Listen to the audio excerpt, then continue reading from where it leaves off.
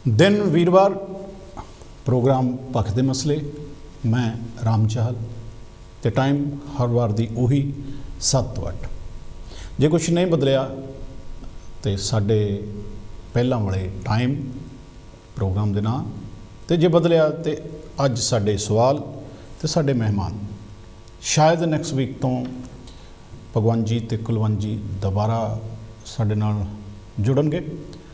आओ सब तो पहला मैं तुहाडे रूबरू करावां साडे बहुत ही प्यारे अंबेडकरी मित्र लेखराज जी जखू। जय गुरुदेव, जय भीम। जखू साहब। हाँ जी चाल साहब, कांची टीवी देख रहे यूके यूरोप ते दुनिया भर के दर्शकों को जय गुरुदेव, धन गुरुदेव, जय भीम, जय भारत ते नाल ही समुची कांची टीम नूं जय गुरुदेव, धन गुरुदेव जी। चाल साहब जी, प्यारे दर्शकों, जिमें संसार दे विच तरक्की बहुत बड़े पद्धर ते हुई है। असी अपनी जिंदगी च मैं पहलां भी गल कीती सी कि असी पराली नाल साग गर्म करते सी, असी पाथियां जड़ियां आ वो एक दूजे की घुग्गल बना के रख दिंदे सी ते उह च पराली नूं फूक मार के अग बालदे सी। ये भी देखिया समा। असी आले दे विच हालांकि एक मानता बन गई कि आला जिहड़ा वो पूजन वजों मन्निया गया दीवा रख के, जबकि वो सिर्फ अग जिहड़ी परवरज करनी सी गांह तो गांह तोड़न लई।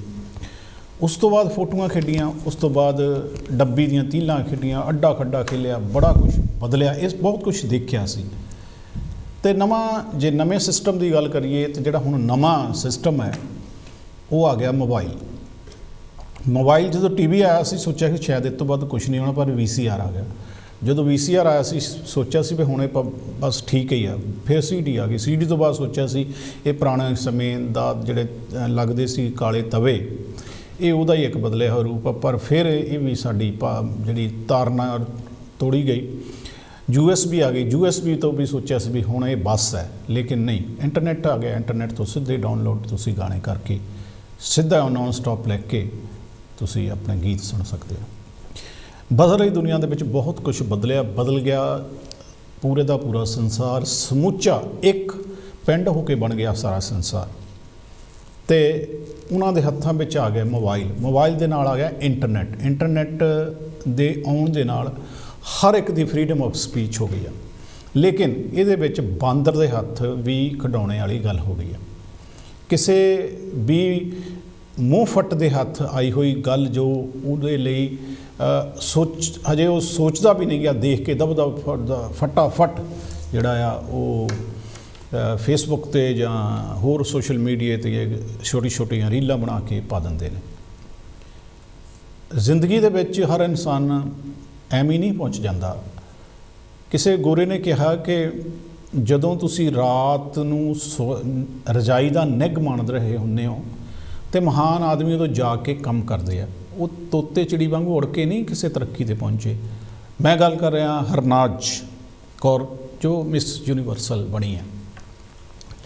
फेसबुक ते बहुत कुछ देखने को मिल रहा बई ये घट कपड़े आ, ये वो आ, लेकिन वो जिहड़ी मेहनत है वो नहीं देखी जा रही। जिहड़ा 21 सालां बाद भारत नूं मान सन्मान मिलिया, उहदे बारे जिहड़ियां टिप्पणियां साडे पंजाबी लोग उस पद्धर ते नहीं कर रहे जिवें करनियां चाहीदियां। प्यारे दर्शकों, टैलीफोन दीयां लाइनां ओपन है, तुसीं अपने विचार जद चाहे जिस विषय ते चाहे दे सकते हो। उहदे लई कोई भी इस वेले नहीं है भी 10 मिनट बाद जदों भी तुहाडा मन होवे तुसीं अपनी गल कर सकते हो। आओ चलदे हैं सवाल दे उत्ते की मामला आ लेखराज जी। जी चाल साहब, धन्नवाद तुहाडा। तुसीं जिहड़ा प्रोग्राम लैके आए भक्त दे मसले च उहदे च मैनूं भी विचारां दी सांझ पाउण दा मौका दिता। सो नाल ही मैं एक बारी फिर दोबारा कांची टीवी के सारे दर्शकों नूं अपने वालों जय गुरुदेव, धन गुरुदेव आखदा होया अज दे विषय ते आपां गल करदे हां। सो जिस तरह तुसीं ये जिक्र किया बदलती दुनिया का जी, ते बड़ी तेज़ी दे नाल जिहड़ी आ चेंज आ रही है, टैक्नोलॉजी बहुत वध रही है दिन प्रति दिन जी। ते उस बदलती दुनिया दे विच बहुत सारा जिहड़ा बदलाव आपां नूं देखण नूं मिलदा आ। सो ਉਹਦੇ 'ਚ एक बहुत ही ਜਿਹੜੀ पिछले दिनों ਦੇ ਵਿੱਚ एक ਜਿਹੜਾ ਮੁਕਾਬਲਾ ਹੋਇਆ ਉਹਦੇ 'ਚ ਹਰਨਾਜ਼ ਕੌਰ ਸੰਧੂ ਜਿਹੜੀ ਆ ਪੰਜਾਬ ਚੰਡੀਗੜ੍ਹ ਨੂੰ ਬਿਲੋਂਗ ਕਰਦੀ ਆ, ਆਪਣੇ ਉਹ ਪੰਜਾਬ ਦੀ ਜਿਹੜੀ ਆ ਇੱਕ ਲੜਕੀ ਆ 21 ਸਾਲ ਬਾਅਦ ਯੂਨੀਵਰਸ ਦਾ ਜਿਹਨੂੰ ਖਿਤਾਬ ਮਿਲਿਆ ਜੀ। ਸੋ ਮੈਂ ਵਧਾਈ ਦਿੰਦਾ ਉਸ ਪਰਿਵਾਰ ਨੂੰ ਤੇ ਇਸ ਸਾਡੀ ਜਿਹੜੀ ਹੈ ਪੰਜਾਬ ਦੀ ਇਹ ਧੀ ਨੂੰ।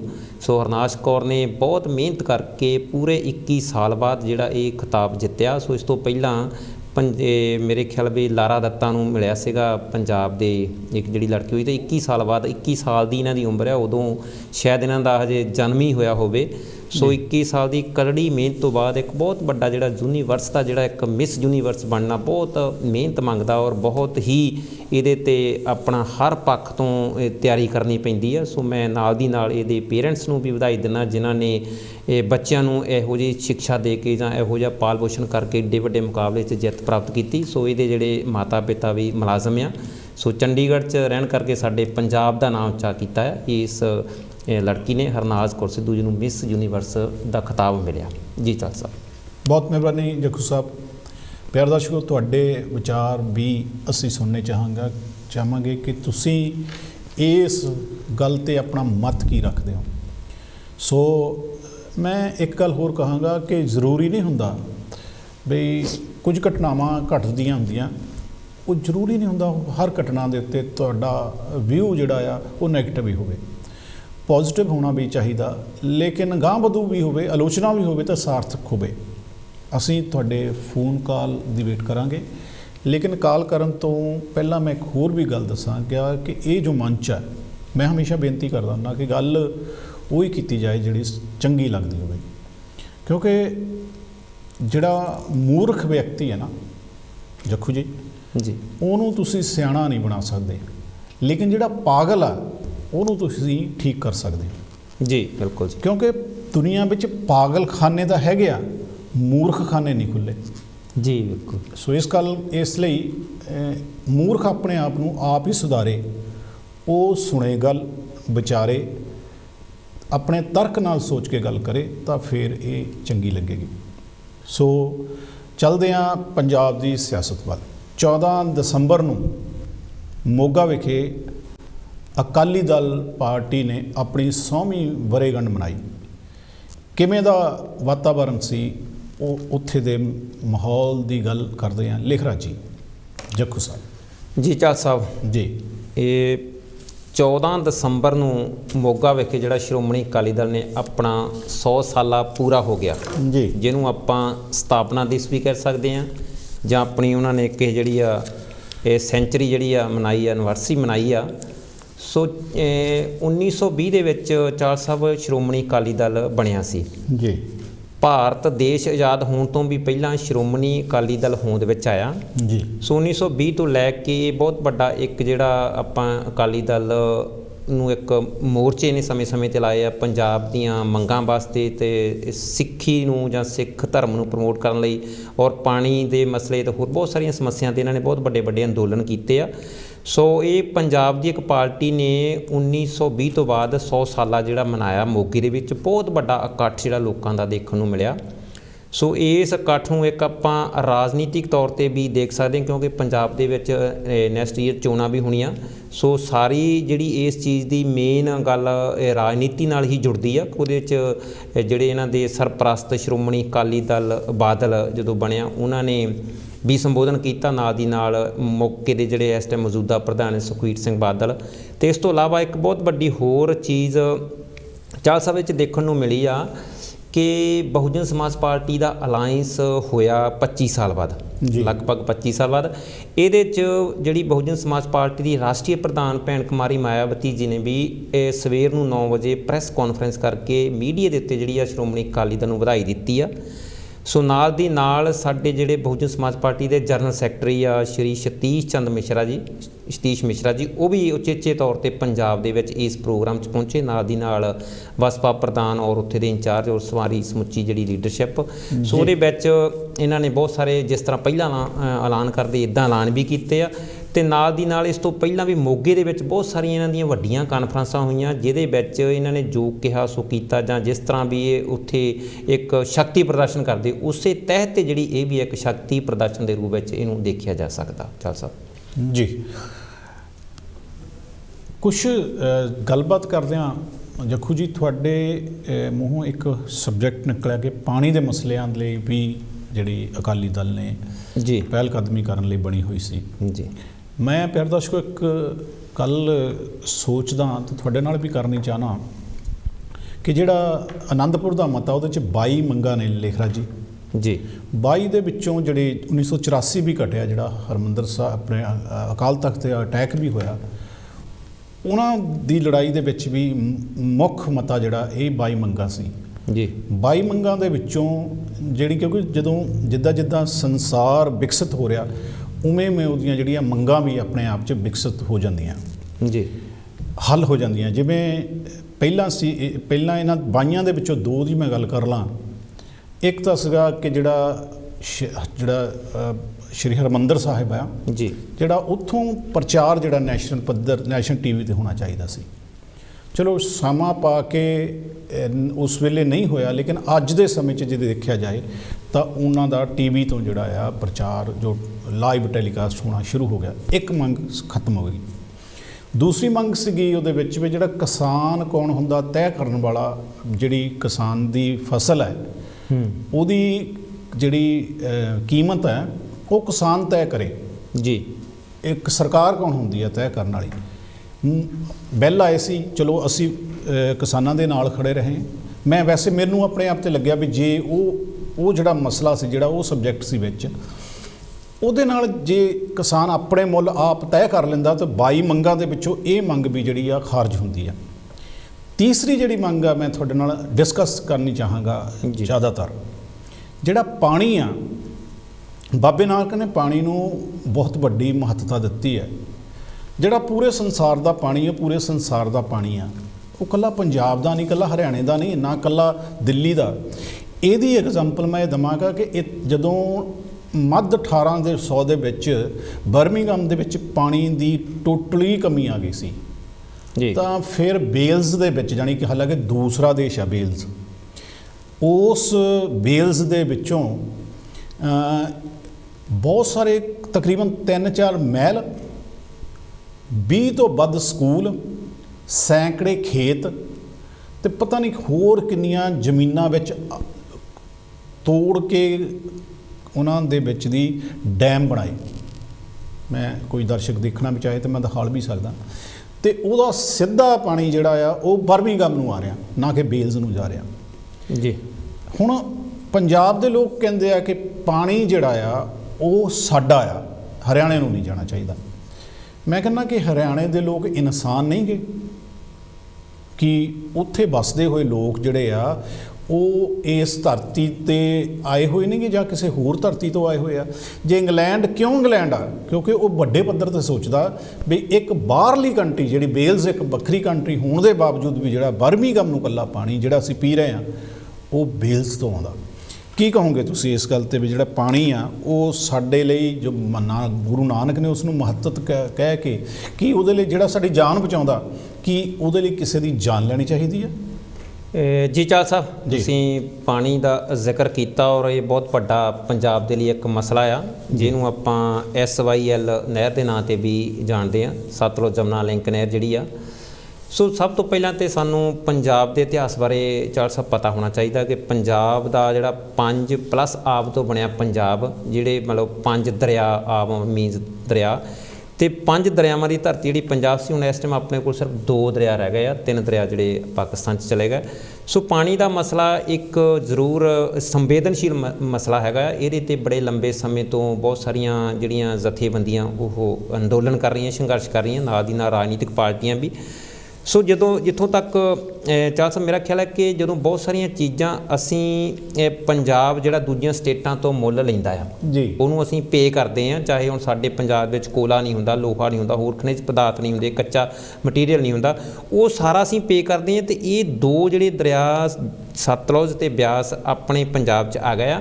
ਸੋ ਉਸ ਪਾਣੀ ਦੇ ਬਦਲੇ ਅਸੀਂ ਕਹਿੰਦੇ ਵੀ ਸਾਨੂੰ ਕੁਛ ਨਾ ਕੁਛ ਮੁਆਵਜ਼ਾ ਮਿਲੇ। ਅਸੀਂ ਕਾਲ ਹੋਲਡ ਕਰਾ ਲੈਂਦੇ ਜੀ। ਜੈ ਗੁਰਦੇਵ, ਜੈ ਭੀਮ ਜੀ। ਜੈ ਗੁਰਦੇਵ ਜੀ। ਜੀ। ਤੇ ਸੋ ਇਸ ਕਰਕੇ ਪਾਣੀ ਦਾ ਜਿਹੜਾ ਮਸਲਾ ਇਹ ਹੱਲ ਹੋਣਾ ਜ਼ਰੂਰੀ ਆ। ਸੋ ਪੰਜਾਬ ਹਮੇਸ਼ਾ ਜਿਹੜੇ ਪਾਣੀ ਦੇ ਦੇਖੋ ਜੀ ਜਿਹੜੇ ਤੁਹਾਡਾ ਇਹ ਸਬਜੈਕਟ ਹੈ ਤੇ ਹਜੇ ਹੋਰ ਗੱਲ ਕਰਨੀ ਆਪਾਂ ਜੀ, ਕਿਉਂਕਿ ਜੀ ਤੁਹਾਡੀ ਗੱਲ ਮੁੱਕ ਗਈ। ਨਵਾਂ ਸ਼ੁਰੂ ਕਰਨ ਤੋਂ ਪਹਿਲਾਂ ਆਪਾਂ ਤੇ ਬਹੁਤ ਜ਼ਿਆਦਾ ਮੈਂ ਚਾਹੁੰਦਾ ਗੱਲ ਕਰਨ ਨੂੰ। ਓਕੇ, ਉਸ ਤੋਂ ਪਹਿਲਾਂ ਇੱਕ ਕਾਲ ਲੈ ਲਈਏ। ਲੈ ਲਓ। ਜੈ ਗੁਰਦੇਵ, ਜੈ ਭੀਮ ਜੀ। ਜੈ ਗੁਰਦੇਵ ਜੀ। ਜੀ ਹਾਂਜੀ, ਤੁਸੀਂ ਆਉਣੇ ਰਾਂ ਜੀ। ਹਾਂਜੀ ਚਾਲ ਸਾਹਿਬ, ਮੈਂ ਤੁਸੀਂ ਪਾਣੀ ਦੇ ਮੈਟਰ ਤੇ ਪੰਜਾਬ ਦੇ ਤੇ ਗੱਲ ਕੀਤੀ ਆ ਬਈ ਪਾਣੀ ਦੇ ਉੱਪਰ ਸਾਰਿਆਂ ਦਾ ਹੱਕ ਹੈਗਾ, ਪਰ ਆਪਣੇ ਪੰਜਾਬੀਆਂ ਦੀ ਸੋਚ ਨੂੰ ਅਸੀਂ ਕਿਵੇਂ ਬਦਲ ਸਕਦੇ ਹਾਂ? ਜਿਹੜੇ ਉਹ ਇੱਥੋਂ ਤੱਕ ਵੀ ਕਹਿੰਦੇ ਆ ਆਪਣੇ ਕੁਝ ਚੈਨਲਾਂ ਦੇ ਉੱਤੇ, ਅਸੀਂ ਮੈਂ ਕਿਸੇ ਹੋਰ ਚੈਨਲਾਂ ਦੀ ਤਾਂ ਗੱਲ ਨਹੀਂ ਕਰਨਾ ਚਾਹੁੰਦੀ, ਉਹ ਤਾਂ ਕਹਿੰਦੇ ਆ ਵੀ ਅਸੀਂ ਇੰਗਲੈਂਡ ਵਿੱਚ ਰਹਿੰਦੇ ਹਾਂ ਤੇ ਸਾਨੂੰ ਸਿਰਫ ਆਪਣਾ ਬੱਚਿਆਂ ਨੂੰ ਸਿਖਾਉਣਾ ਚਾਹੀਦਾ ਵੀ ਅਸੀਂ ਆਪਣੇ ਧਰਮ ਨੂੰ ਮੰਨਣਾ, ਅਸੀਂ ਕ੍ਰਿਸਮਸ ਨਹੀਂ ਮਨਾਉਣੀ। ਸਾਨੂੰ ਆਪਣੇ ਬੱਚਿਆਂ ਨੂੰ ਦੱਸਣਾ ਚਾਹੀਦਾ ਵੀ ਈਸਾ ਮਸੀਹ ਆਪਣਾ ਗੁਰੂ ਨਹੀਂ। ਇਹ ਗੱਲਾਂ ਤਾਂ ਅਸੀਂ ਆਪਣੇ ਬੱਚਿਆਂ ਨੂੰ ਕਹਿੰਦੇ ਆ। ਪਾਣੀ ਦੀ ਵੰਡ ਦੀ ਤਾਂ ਬਹੁਤ ਦੂਰ ਦੀ ਗੱਲ ਆ, ਨਾਲੇ ਕਿ ਅਸੀਂ ਉਹਨਾਂ ਦੀ ਕੰਟਰੀ 'ਚ ਆ ਕੇ ਬੈਠੇ ਆ ਆਪਣਾ ਮੁਲਕ ਬਣਾ ਕੇ ਸਾਰੀਆਂ ਸਹੂਲਤਾਂ ਦੇ ਨਾਲ। ਜਿੱਦਣ ਅਸੀਂ ਬੈਨੀਫਿਟ ਲੈਂਦੇ ਆ, ਹੋਰ ਚੀਜ਼ਾਂ ਲੈਂਦੇ ਆ, ਉਦੋਂ ਤਾਂ ਅਸੀਂ ਸੋਚਦੇ ਨਹੀਂ ਵੀ ਉਹ ਵੀ ਕ੍ਰਿਸਚੀਅਨਸ ਦਾ ਹੀ ਆ, ਗੌਰਮੈਂਟ ਦਾ ਇੰਗਲੈਂਡ ਵਾਲਿਆਂ ਦੇ ਉਸੇ ਗੌਰਮੈਂਟ ਦੇ ਅੰਡਰ ਆ ਕੇ ਰਹਿ ਰਹੇ ਆ। ਪਰ ਜਦੋਂ ਅਸੀਂ ਕਿਸੇ ਵੀ ਜਗ੍ਹਾ ਤੇ ਰਹਿੰਦੇ ਉਹਨੂੰ ਆਪਣਾ ਬਣਾ ਕੇ ਰਹਿੰਦੇ ਆ, ਤੇ ਐਸੇ ਕਰਕੇ ਜਿਹੜਾ ਪਾਣੀ ਉਹ ਜਿੱਥੋਂ ਦੀ ਵੀ ਜਾ ਰਿਹਾ ਹੈਗਾ ਉਹਦੇ ਤੇ ਸਾਰਿਆਂ ਦਾ ਅਧਿਕਾਰ ਆ, ਨਾ ਕਿ ਇਕੱਲੇ ਪੰਜਾਬ ਦਾ। ਬਿਲਕੁਲ। ਪਰ ਇਹ ਸੋਚ ਵਿਚਾਰ ਕਰਨੀ ਸਾਡੇ ਆਪਣੇ ਪੰਜਾਬੀਆਂ ਦੇ ਹੱਥ ਦੇ ਵਿੱਚ ਆ, ਕਿਉਂਕਿ ਜਦੋਂ ਅਸੀਂ ਆਪਣੇ ਬਾਰੇ ਸੋਚਦੇ ਅਸੀਂ ਕਿਸੇ ਨੂੰ ਧਿਆਨ 'ਚ ਨਹੀਂ ਰੱਖਦੇ ਜੀ। ਬਿਲਕੁਲ ਗੱਲ ਤੁਹਾਡੀ ਦਰੁਸਤ ਹੈ। ਤੇ ਇਸ ਕਰਕੇ ਵੀ ਜੇ ਅਸੀਂ ਦੂਸਰਿਆਂ ਦੀਆਂ ਜ਼ਰੂਰਤਾਂ ਨੂੰ ਵੀ ਧਿਆਨ 'ਚ ਰੱਖੀਏ ਤਾਂ ਇਹ ਮਸਲੇ ਜਿਹੜੇ ਆ ਉਹ ਇੰਨੇ ਵੱਡੇ ਨਹੀਂ ਹੋ ਸਕਦੇ ਹੈਗੇ। ਹੁਣ ਕਿਸਾਨੀ ਮਸਲੇ ਨੂੰ ਜੇ ਗੌਰਮੈਂਟ ਨੇ ਸਮੇਟਣ ਦੀ ਵੀ ਕੋਸ਼ਿਸ਼ ਕੀਤੀ ਆ, ਕੌਣ ਉਹਨੂੰ ਸਿਮਟਿਆ ਹੋਇਆ ਕਹਿ ਸਕਦਾ? ਜੋ ਉਹਨਾਂ ਦਾ ਜੀ ਕਰਦਾ ਬੋਲਦੇ ਆ, ਸਾਰਾ ਦਿਨ ਜੋ ਜੀ ਕਰਦਾ ਕਹਿੰਦੇ ਆ। ਬਿਲਕੁਲ ਜੀ। ਜਿਹੜਾ ਕਿਸਾਨੀ ਘੋਲ ਜਿਹੜਾ ਆ, ਅਸੀਂ ਜਿਸ ਅੱਖ ਨਾਲ ਅਸੀਂ ਦੇਖ ਰਹੇ ਹਾਂ, ਜਿਹੜੀ ਸਰਕਾਰ ਨੇ ਉਹਨੂੰ ਵਾਪਸ ਲਿਆ, ਉਹ ਸਾਡੇ ਵਾਲੀ ਅੱਖ ਨਾਲ ਨਹੀਂ ਦੇਖ ਰਹੀ। ਅਸੀਂ ਨਹੀਂ ਬਿਲਕੁਲ ਵੀ ਨਹੀਂ। ਮੈਂ ਤਾਂ ਸੋਚਦੀ ਹਾਂ ਵੀ ਜੇ ਉਹਨਾਂ ਨੇ ਵਾਪਸ ਵੀ ਲੈ ਲਿਆ, ਕੀ ਮੁੜ ਕੇ ਆ ਗਿਆ ਪੰਜਾਬ ਨੂੰ? ਜੀ ਕੀ ਬਦਲ ਲਿਆ ਇਹਨਾਂ ਨੇ ਕਿਸਾਨੀ ਅੰਦੋਲਨ ਦੇ ਨਾਲ? ਠੀਕ ਆ, ਲੋਕਾਂ ਨੇ ਦਿਖਾਈ, ਲੋਕਾਂ ਨੇ ਬਹੁਤ ਸਹਿਯੋਗ ਦਿੱਤਾ, ਪਰ ਜੋ ਕੁਝ ਹੋਣਾ ਚਾਹੀਦਾ ਉਹਦੇ ਵਿੱਚ ਤਾਂ ਕੁਝ ਵੀ ਨਹੀਂ ਹੋਇਆ। ਅਸੀਂ ਪੱਲੇ ਨਾਲ ਕੀ ਬੰਨ ਕੇ ਲਿਆਏ ਆ? ਉਹੀ ਗੱਲਾਂ, ਉਹੀ ਗਾਲਾਂ। ਮੋਦੀ ਨੇ ਜ਼ੀਰੋ ਬਜਟ ਤੇ ਕਿਸਾਨਾਂ ਨੂੰ ਖੇਤੀ ਕਰਨ ਨੂੰ ਕਹਿ ਦਿੱਤਾ। ਨਵੀਂ ਗੱਲ, ਖੈਰ ਉਹ ਅਸੀਂ ਉਹਦੇ ਤੇ ਵੀ ਗੱਲ ਕਰਾਂਗੇ। ਜਿਹੜਾ ਨਵਾਂ ਆਉਣ ਵਾਲਾ ਸਮਾਂ ਆ ਉਹ ਬੜਾ ਹਾਰਡ ਹੋਏਗਾ। ਹਾਂਜੀ, ਉਹ ਬਹੁਤ ਭਿਆਨਕ ਆ ਰਿਹਾ। ਆਉਣ ਵਾਲਾ ਸਮਾਂ ਜਿਹੜਾ ਬਹੁਤ ਭਿਆਨਕ ਆ ਰਿਹਾ, ਉਹਦਾ ਕਾਰਨ ਆ ਕਿਉਂਕਿ ਅਸੀਂ ਬਿਨਾਂ ਕਿਸੇ ਚੀਜ਼ ਦੀ ਸੋਚ ਵਿਚਾਰ ਕੀਤਿਆਂ ਹੀ ਜਿਹੜੇ ਫੈਸਲੇ ਆ ਉਹ ਕਰਦੇ ਆ। ਠੀਕ ਆ, ਕਿਸਾਨ ਆਗੂਆਂ ਨੇ ਬਹੁਤ ਚੰਗੇ ਕੰਮ ਕੀਤੇ ਆ, ਮੈਂ ਇਹ ਨਹੀਂ ਕਹਿੰਦੀ ਕਿਸਾਨ ਆਗੂਆਂ ਨੇ ਮਾੜੇ ਕੰਮ ਕੀਤੇ ਆ, ਪਰ ਮੇਰੀ ਵੀ ਕੁਝ ਲੋਕਾਂ ਦੀ ਤਰ੍ਹਾਂ ਇਹੀ ਵਿਚਾਰਧਾਰਾ ਹੈਗੀ ਆ ਵੀ ਵੋਟਾਂ ਨੂੰ ਲੈ ਕੇ ਉਹ ਬਹੁਤ ਜਲਦੀ ਦੇ ਨਾਲ ਉੱਥੋਂ ਦੌੜੇ ਆ ਜੀ। ਬਸ ਇੰਨਾ ਕਹਿੰਦੇ ਹੋਏ ਮੈਂ ਆਪਣੇ ਵਕਤਵ ਨੂੰ ਖਤਮ। ਬਹੁਤ ਮਿਹਰਬਾਨੀ ਜੀ, ਥੈਂਕ ਯੂ। ਮੈਂ ਲੇਖਰਾਜ ਜੀ ਗੱਲ ਇਹ ਕਹਿਣੀ ਚਾਹੁੰਦਾ ਸੀ, ਤੁਸੀਂ ਕੋਲੇ ਦੀ ਗੱਲ ਕੀਤੀ ਜਾਂ ਹੋਰ ਖਣਿਜ ਪਦਾਰਥਾਂ ਦੀ ਗੱਲ ਕੀਤੀ ਆ। ਜਿਹੜਾ ਨੇਚਰ ਹੈ ਨਾ, ਜਿਹੜੀ ਕੁਦਰਤ ਹੈ ਜੀ, ਪਹਿਲਾਂ ਅਸੀਂ ਉਹਨੂੰ ਜਾਣ ਲਈਏ ਇਸ ਸਵਾਲ ਨੂੰ ਕਲੀਅਰ ਕਰਨ ਲਈ। ਜਿਹੜਾ ਇੱਕ ਇਨਸਾਨ ਪੈਦਾ ਹੁੰਦਾ, ਚਾਹੇ ਔਰਤ ਆ ਚਾਹੇ ਮਰਦ ਆ, ਜੋ ਇਨਸਾਨ ਪੈਦਾ ਹੁੰਦਾ ਜੀ, ਉਹਨੂੰ ਸਭ ਤੋਂ ਪਹਿਲਾਂ ਜੀਣ ਦੇ ਲਈ ਹਵਾ ਚਾਹੀਦੀ ਆ ਜੀ। ਬਿਲਕੁਲ। ਜਿੱਦਾਂ ਆਪਾਂ ਬਲਬੀਰ ਕਲੇਰਜਾ ਨੇ ਤੁਹਾਡੇ ਨਾਲ ਵੀ ਗੱਲ ਕਰਦੇ ਸੀ ਕਿ ਜ਼ਿੰਦਗੀ ਜੀਣ ਦੇ ਲਈ 300 ਪਾਉਂਡ ਤੋਂ ਲੈ ਕੇ 500 ਪਾਉਂਡ ਵੀਕ ਦਾ ਬਹੁਤ ਹੁੰਦਾ ਜੀ। ਉਦੋਂ ਵੱਧ ਜਿਹੜਾ ਤਥਾਗਤ ਬੁੱਧ ਕਹਿੰਦਾ ਉਹ ਤੁਹਾਡੇ ਲਾਲਚ ਆ। ਬਿਲਕੁਲ, ਜਿੰਨੇ ਮਰਜ਼ੀ ਬਤਾ ਲਓ। ਮੈਂ ਇਹ ਗੱਲ ਕਹਿ ਰਿਹਾ ਕਿ ਜਿਹੜੀ ਪਾਣੀ ਆ, ਜਿਹੜਾ ਪਹਿਲਾਂ ਅਸੀਂ ਹਵਾ ਆ, ਇਹ ਹਰ ਥਾਂ ਜਿਹੜੀ ਆ ਸਾਨੂੰ ਮਿਲਦੀ ਆ ਤੇ ਫ੍ਰੀ ਆ। ਨੇਚਰ ਆ, ਨੇਚਰ ਨੇ ਦਿੱਤੀ ਆ। ਉਸ ਤੋਂ ਬਾਅਦ ਜੇ ਅਸੀਂ ਭਾਵੇਂ ਅਮਰੀਕਾ ਆ, ਕੈਨੇਡਾ ਆ ਜਾਂ ਕਿਤੇ ਵੀ ਜਾਂਦੇ, ਜਿਹੜੀ ਹਵਾ ਸਾਡੇ ਕੋਲ ਉਪਲਬਧ ਆ ਜੀ, ਜਿਹੜੀ ਧਰਤੀ ਜਿੱਥੇ ਤੱਕ ਜੀਣ ਯੋਗ ਬਣਾਈ ਆ ਖੁਦ ਨੇਚਰ ਨੇ, ਉੱਥੇ ਤੱਕ ਉਹ ਫ੍ਰੀ ਆ। ਉਸ ਤੋਂ ਬਾਅਦ ਆ ਜਾਂਦਾ ਪਾਣੀ। ਜਿਹੜਾ ਪਾਣੀ ਆ ਉਹ ਜਿੰਨੀ ਲੋੜ ਆ ਸਾਨੂੰ, ਮੰਨ ਲਓ ਮੈਂ ਇੱਥੇ ਪੀ ਲਿਆ, ਫਿਰ ਮੈਨੂੰ 2 ਘੰਟੇ ਲੋੜ ਆ, ਤਾਂ ਮੈਂ ਉਨੇ ਸਫ਼ਰ 'ਤੇ ਉਹ ਮਿਲਦਾ ਸਾਨੂੰ ਜੀ। ਜੇ ਮੈਂ ਭੂਆ ਦੇ ਚੱਲਿਆ ਤਾਂ ਮੈਂ ਘਰੋਂ ਪਾਣੀ ਪੀ ਕੇ ਚੱਲਿਆ ਤਾਂ ਮੈਨੂੰ ਭੂਆ ਦੇ ਮਿਲ ਜੂ, ਚਲੋ ਰਸਤਿਆਂ 'ਚ ਵੀ ਮਿਲ ਜਾਂਦਾ, ਲੇਕਿਨ ਉਹ ਵੀ ਫ੍ਰੀ ਆ। ਕਿਤੇ ਕਿਤੇ ਜਿਹੜੀ ਜ਼ਿਆਦਾ ਮੰਗ ਆ ਤਾਂ ਉਹ ਮੁੱਲ ਵੀ ਹੈਗਾ ਜੀ, ਜਦੋਂ ਉਹਦੀ ਜ਼ਿਆਦਾ ਲੋੜ ਵੱਧ ਗਈ ਜੀ। ਉਸ ਤੋਂ ਬਾਅਦ ਆ ਜਾਂਦਾ ਖਾਣਾ ਦੀ ਲੋੜ ਜਿਹੜੀ ਆ ਉਹ ਜਿਹੜੇ ਅਨੁਸਾਰ ਆ ਉਹਦੀ ਫਿਰ ਅਸੀਂ ਖਰੀਦੋ ਫਰੋਖਤ ਕਰਦੇ ਜੀ।